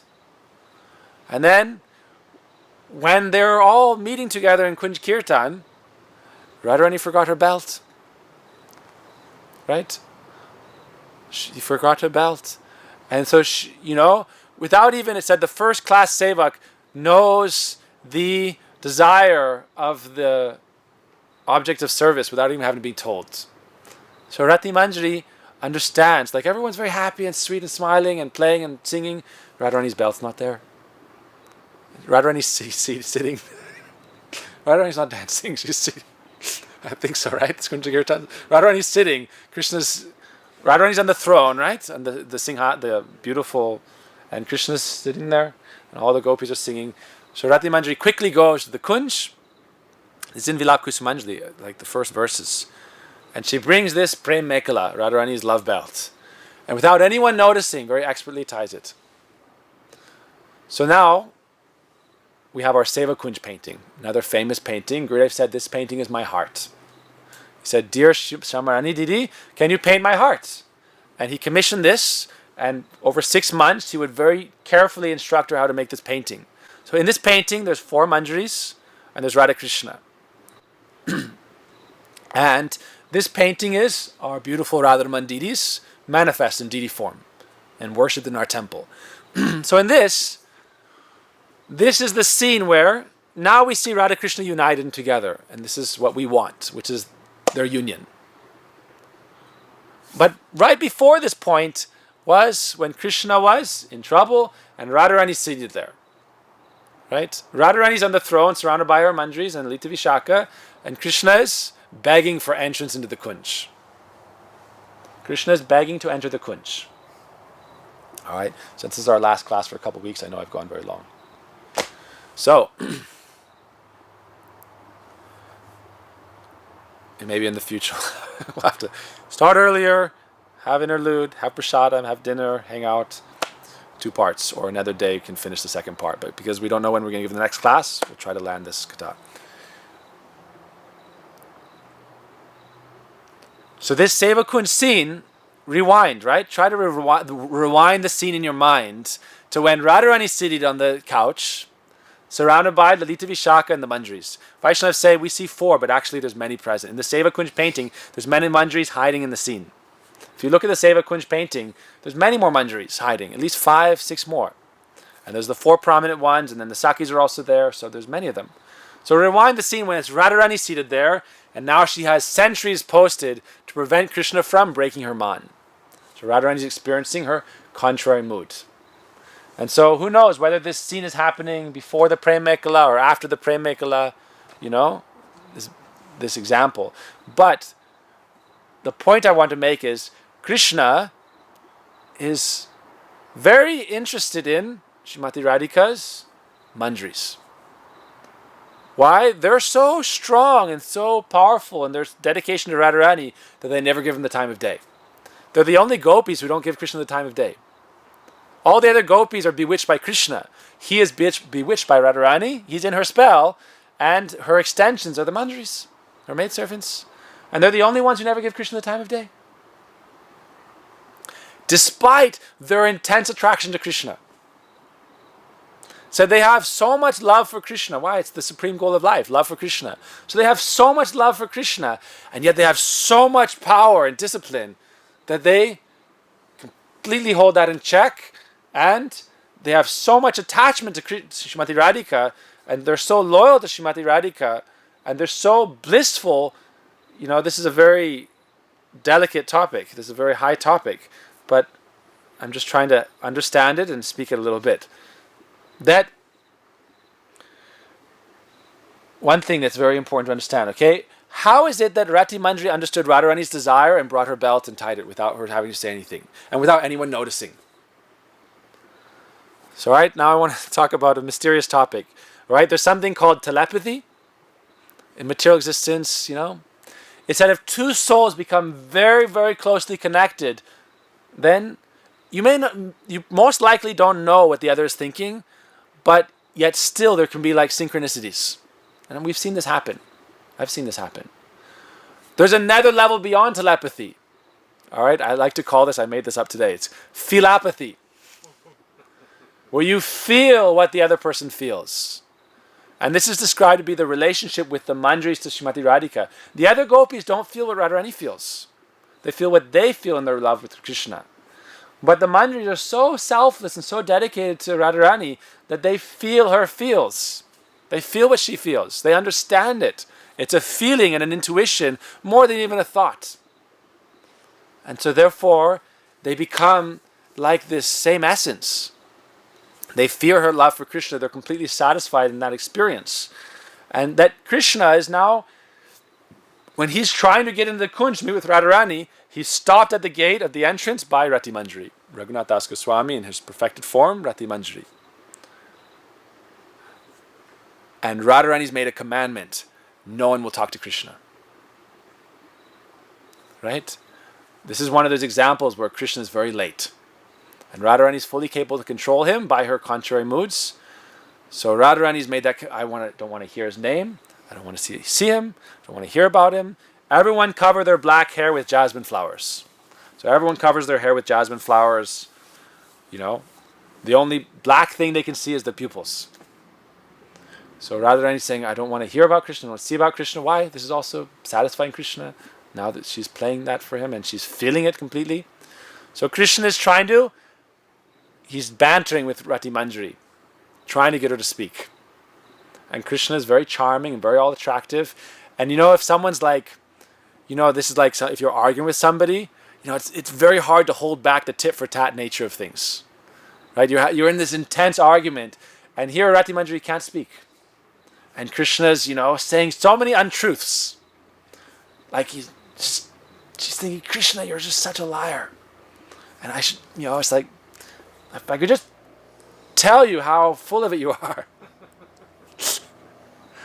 Then, and it's saying in that moment, Krishna's, who knows? Is Krishna testing Rati Manjari or what's happening, right? Krishna's speaking and speaking and speaking. And Radharani's in the Kunj, hearing and hearing and hearing.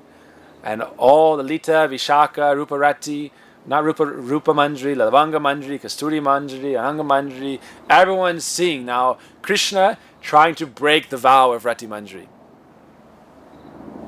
And finally, by Krishna's beguiling, charming nature, this is why, on another note, this is why Radharani has so many layers of guards to prevent Krishna from trying to directly break her man. This is why there's so many levels of Manjaris. This is their Manjari's main service. Many layers before even the four. Krishna has to pass this level, finally he gets to the last four. And if he can just break their spell, then he can get to Radharani. Radharani knows Krishna is so charming. Look at the test she's given her dear Manjari. Radharani's given this test that even she may not be able to pass. You understand? The Manjaris are serving in such a way that Krishna cannot directly approach Radharani. Because if he could directly approach Radharani, then there's a chance that with Krishna's charming nature, he could break her man. And so he's trying to break the vow of Rati Manjari by all these, crooked words. To the point where finally, just Rati Manjari can't handle it anymore in her, she's feeling Radharani's man. You have to understand, it's philapathy. So she's feeling Radharani's man for Krishna. And it's all Lalita, Vishaka, Rupa Manjari, Lavanga Manjari, all of them together. Like Krishna, they're just, all of that angst they have towards Krishna. Radharani's like, Krishna, why are you so difficult? When Radharani's talking to the beast, she's like, look at Surpanaka. What was Surpanaka's fault? Look at the compassion of Radharani. I'll just tie back to this. Sometimes we think, oh, does Radharani want me to experience love for Krishna? Radharani, in her talks to the bee, it said she tells the bee, Krishna, he's so cruel. This innocent woman, Surpanaka, was attracted to him in the form of Ram, and she wanted to love him. He said, I'm only with Sita. I only accept one in this life. And he said, you're a king, you're a Kshatriya, your duty is to satisfy the desires of any woman that approaches you, and if you have the ability, then you can give them a home and give them space and satisfy their desire for love. And yet, look what you did to her. You cut off her nose and ears, Krishna. Why? Radharani speaks like this to the bee. So all this collective, contrary angst, and then finally, Radha Manjari gives it to Krishna. And Krishna, satisfied, departs. And then this leads to this other story, but it said Rati Manjari, is chastised by Radharani, lovingly, and then prays to Lita Vishaka and again enters into her service, and it said even if you are chastised in service, you don't give up your service. I don't know the chronology, but look, Rati Manjari is the one who does what? Right after Krishna is bound by the belt of Srimati Radhika to her, Rati Manjari is the one who brings back Radharani's belt and ties it without anybody noticing. Right? This is, the highest level of hide and seek with Krishna. What to speak of Krishna? What to speak of looking for Krishna? And we read this morning, right? Gurudev was saying this morning, look at the power of the manjaris that Krishna, is entreating them for entrance into Radharani's kunj. He's saying, Yat Kinkari Shubhausha Kalu. The Prabodhananda Saraswati Pad is saying, if I could only be a stick in the broom that sweeps the kunj, where Krishna, in the Saki is praying this verse. Radharani's Saki is praying and glorifying the Manjari, who is able to control Krishna with her love. The Saki is saying, oh, how glorious is that Manjari that can, even though she spoke a few words, did not give Krishna an inch, and ultimately just gave it to him, chastised. But then what happened is, finally, we need to conclude with, look, this is the hide and seek. Krishna will always seek out those who are dedicated and loyal to Srimati Radhika. Right? The only person Krishna cannot, control. The only person Krishna cannot beguile. Every other devotee in all existence can be conquered by Krishna's love. Only the manjaris are so powerful that they can defeat Krishna in his attempts to show them their love, his love. Only, and even Radharani will send Krishna to the manjaris. And Krishna may embrace, Krishna may kiss, this is in Vilap Kusumanjali. But yet still, they do not waver from their nishta. Therefore, in this world, who they become? The most powerful acharyas. Sometimes we can't understand, right? Manjaris, these little baby girls, so soft and so innocent. Oh, this is a ruse. It's like the four Kumaras, Look how powerful the four Kumaras are. So you think, 5-year-old boys. No. They're very powerful. So Manjari is maybe 5, 6, 7 years old. But when they come into this world, Srila Bhakti Siddhanta Saraswati Thakur Prabhupada, Srila Satyananda Bhaktivinoda Thakur, Srila Bhaktivedanta Narayan Goswami Maharaj, Srila Bhakti Pragyan Keshav Goswami Maharaj, like thunderbolts, you you meet their presence, you be with Gurudev, it's like everyone's afraid of him. You think he's soft and weak. He's the most powerful person in all existence. He's so powerful that he can, refuse the attempts of Krishna to meet with him. Who can be more powerful than that? Anyone? Right? Look at the position of the manjaris, how glorious they are. And therefore Krishna is mad. Right? And he's always thinking of new ways. Right?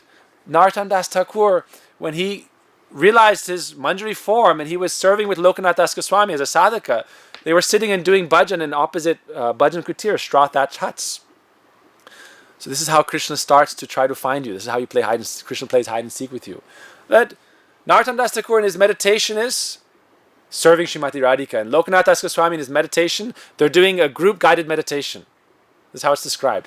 Lokanath Das Goswami, Bhanumati, and Narottam Das Thakur, they're doing group meditation serving Srimati Radhika. We talk about this. After Mangalarti, Krishna goes back to Nanda Bhavan, Radharani goes to Javat, the manjaris go to Javat. The Gopis go to Nanda Bhavan. Those who are more attracted to Krishna go there. The manjaris go with Radharani. So what's happening? Narottam Das Thakur, Lokanath are in this meditation. Krishna comes in disguise. Vaishnavas describe this story all the time. Krishna comes. He takes on the disguise of a farmer. Right? You don't know how Krishna plays his games.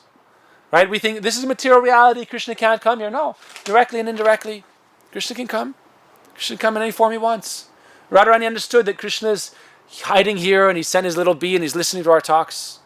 So Krishna came to Narottam and Lokanath. They're serving Radharani and Krishna saying, knock, knock, knock. Knocks on the door.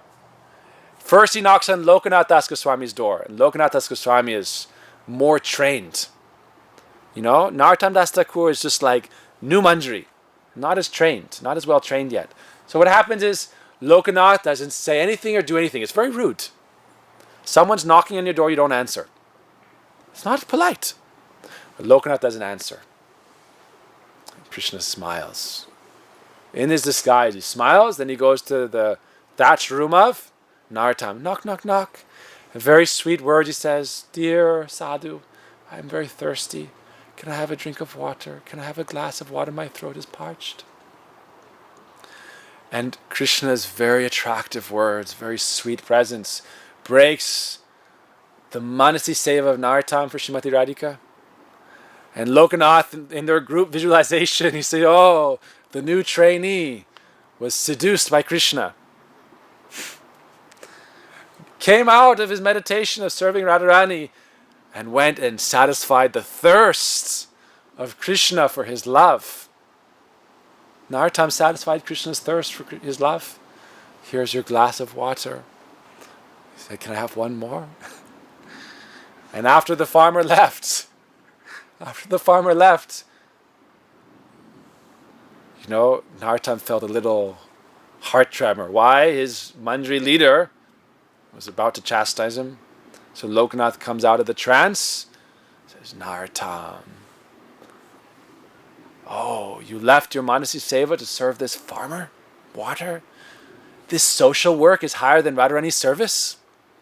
This is just social work. Someone knocked on your door and said they're thirsty. Why are they disturbing a sadhu? He's supposed to serve a sadhu. He should bring water to you. And use that to do Radharani's abhishek. Understand? Bring water. Here's a garland to decorate Radharani. Here's water to bathe. Why is he asking for water? He's trying to trick you. Be very careful of that naughty Krishna. Be very careful of Krishna. I know you're attracted to him. I know how much you love him. But be very careful. You cannot control Krishna easily. If you want to learn to control Krishna, you have to refuse every advance. If he knocks on your door, you have to say no. If he asks you for a service, you have to say no. Everyone else is serving Krishna. Imagine Krishna comes to you and say, dear Rupa, can I have a glass of water? It's like, dear Kumari, dear Madhav, dear Kanchana, dear Marilyn. Imagine Marilyn. It's like, dear Marilyn, would you give me a glass of water? Imagine this power and the strength and the fortitude. Your heart is beating. Your hair is standing on end. You're tingling with amazement. You've found the love of your life. And yet, you have to say no. Or not even say anything. Lokanath chastised Narottam Das Thakur for even speaking to him. He said, how will you control Krishna like that? You have to become more powerful, more disciplined, more tapasya, more austerity. Even if Krishna is searching for you, you will deny him. No. Radharani says, Jahi Madhava. No need, Madhav. We are happy without you. We're happy. Even if we can't forget you, even if we have to think about you and talk about you, even though Manmana Bhava. Why? Krishna says in the end of Brahma Gita, after Radharani talks to the bee, he says, you know what? I send you a message, Gopis. I am in your mind. He says it, right? He says to the Gopis, I am in your mind. I am in your soul. You can't escape me, right? So the Gopis, Radharani is saying, Jahi Madhava, leave the kunj.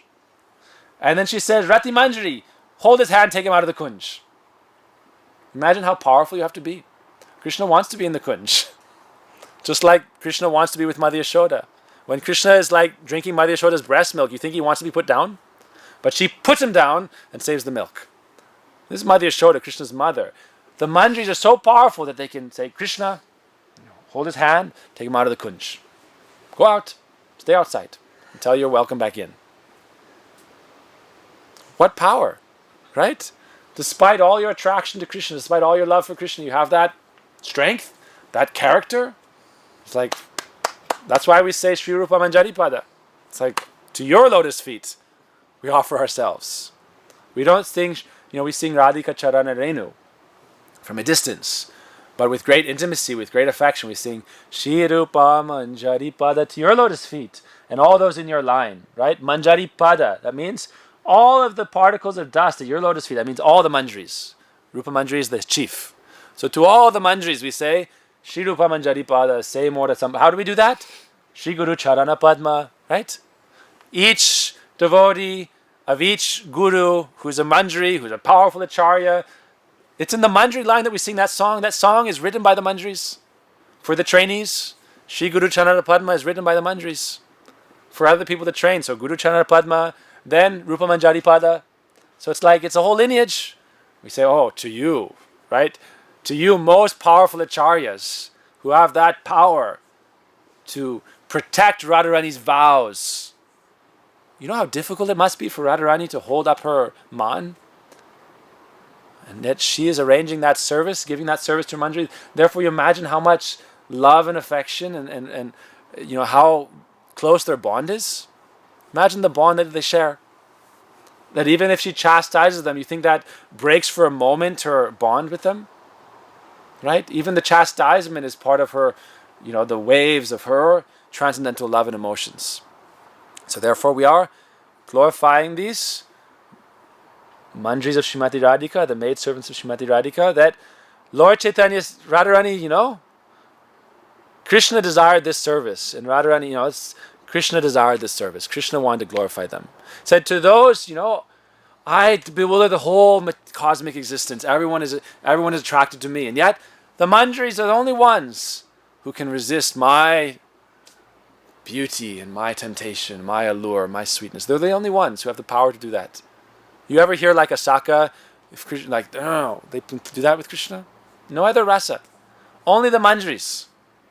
Therefore, Krishna says, you know what? I'm going to come. I'm going to become the greatest avatar, the one who really saves the world, Lord Chaitanya. And my brother Balaram is going to become Lord Nityananda. And what are we going to do? Samarpayitum unata ujvala rasam svabhakti shriyam. We are going to glorify Srimati Radhika's maidservants. And so the jiva is how to become her maidservants. How to become so tadatmik, so one at heart, that you feel what she feels, that you understand her desire without having to be told. And you can fulfill that, and you can serve Krishna and love Krishna. All right? That is possible even in this life. That's what our Gurudev would say. I'll end with this. Not even a story. I have to start moving, so I will end. One time there was a guru who told his sevak, it's hot in this afternoon time. Normally you close the curtain and the deity is left alone from 2 to 4 p.m. But he said, because it's very hot, I want you to go behind the curtain and I want you to fan Krishna. But don't talk to him. I said, as he's fanning, he says, keep your eyes closed because you're not allowed to be behind the curtain. Radha Krishna are meeting at that time. You don't disturb them. He said, keep your eyes closed and keep fanning. Don't talk to anybody. I said, for an hour and a half, Krishna saying, why don't you talk to me? Why don't you open eyes? Why don't you talk to me? Why don't you open eyes? Why don't you talk to me? Why don't you open eyes? And at 4 o'clock, when the pujari again opened the curtain, Guru came and met with him. He said, how did it go? He said, Gurudev, by your power, I did your service as you instructed. By your power. I have no power. I'm not the doer. He said, did you hear anything? I said, yes. What did you hear? I heard, why don't you talk to me? Why did you open eyes? Why don't you talk to me? Why don't you open our eyes? He said, did you do it? He said, no. You imagine how mad Krishna must be then? Maddened, right? This is how Krishna becomes under the spell of Srimati Radhika's transcendental madness as Mahaprabhu. Right? He becomes completely in Divya Unmad, transcendental madness. Look, her manjaris are so strong, so capable that Krishna cannot break their... we hear only the trainee stories like Narottam Das. It's like an example for us to hold that conviction. I've been told by the Vaishnavas, if Krishna comes and asks for this from you, don't give it. I'm not saying this has happened, but I've been given this instruction. If Krishna comes and asks for this thing, do not give it. Why? You are not servant of Krishna. But you must serve Krishna. You understand? We are the servant of Krishna. We are the devotee of Krishna. But we are not his maidservants. Understand? We are the maidservants of Srimati Radhika. We are servants of Krishna, but we are not maidservants of Krishna. Right? We are not Krishna's beck and call. But we will serve him with our life and soul. This is our mood. That Krishna is our life and soul. We will serve him with our life and soul. But we will only obey the instructions of the Manjaris or Srimati Radhika. And we let Krishna know that we love him, we cherish him, he's wonderful, he's all attractive, we cherish him, but we are not seeking him. He is already bound to Srimati Radhika, he's already eternally in Vrindavan, he can do as he likes, he can do as he likes. It's his business, his affair. But we are taking up that vow, that Padabjayostava vina varadasya nanyat kadapi samaya kila devyache sakyayate mo namostu namostu nityam dasyayate mo rasotu satyamo. Radharani, please, if you have any compassion upon me, I only desire to be your Palyadasi. I give my great respects to the position of the Sakhis, who are Krishna's beloveds and expansions of Radharani. I give my great respects to their position. But I do not want that. I only cherish that position. May I be your Palyadasi. O Srimati Radhika, may you place me under the guidance of your very, very, very dear Nija Jan. Therefore we pray, Tavevasmi, na jivami tvaya vina, iti vigyaya radhe tvam, nayamam charanantike. I am yours, I am yours. Radharani, I am yours. This is why, sometimes we get criticized for saying Radhe Radhe. Right? We say Radhe Radhe, and people say, why are you saying Radhe Radhe? It's not bona fide. You say Radhe Sham, say Hare Krishna. Radhe Radhe is not bona fide. I saw there's a very famous person recently did a video saying, say Hare Krishna, not Radhe Radhe. It's bogus, Radhe Radhe. Manjari say, I am yours, Radhe Radhe. You understand? I am yours, I am yours. We don't cheaply say it, but those who have this fealty, this mood, and this love, they say Radhe Radhe. I am yours, I am yours. Tavevasmi, najivami tvaya. I cannot live without you. We're not chanting Hare Krishna, does he love me not? He loves me. He loves everyone. We understand it. But we're saying Hare Krishna, Krishna Krishna. May we serve to facilitate, to bring about the union, the divine loving meeting of Srimati Radhika with her beloved Krishna. Yugala milan sukera karan jivana charite pare. We are ready to give up our life if it will bring about the meeting of Radha Krishna. Imagine how much the hearts of Radha Krishna melt for the jiva soul that develops that earnest mood and dedication. Yugala milan sukera karan jivana charite. This unmotivated, selfless, causeless devotion that they will forsake their own union with Krishna, even if it means to forever be apart from him. Can Krishna then be apart from you? You enter the innermost circle of existence where, for a moment, Krishna cannot hide from you. You understand? This is the hide and seek game. When you're ready to give up all your, like this tiny little jiva, it's like that, so much dedication. Krishna, I love you, but I will not talk with you. Right? And despite my being this tiny little jiva soul and you being the supreme infinite, the all-powerful, the all-attractive, despite the eruption of ecstasy, just seeing you or thinking of you, I will not look in your direction. Why? Because my Swamini has given me that instruction. Okay, now you can enter our very intimate group. This is the paradox. Okay, now you passed the final test. I will never disappear from you. Why? Because you are always with Radharani. You understand? Radhika dasi jadi hoy abhiman sigrai melait. Very quickly, Krishna will be found. And then Krishna can never leave. Why? He's bound to Radharani, Radha Damodar. Finished. Game over. Understand? It's game over. Krishna can never hide again. And if he's disappeared, very good. Cry. Go and cry. When Radharani's mad at Krishna and sends him away, they're not crying in separation. She's showing, when Krishna disappears from the Ras, then she falls senseless in the agony of separation. This is genuine.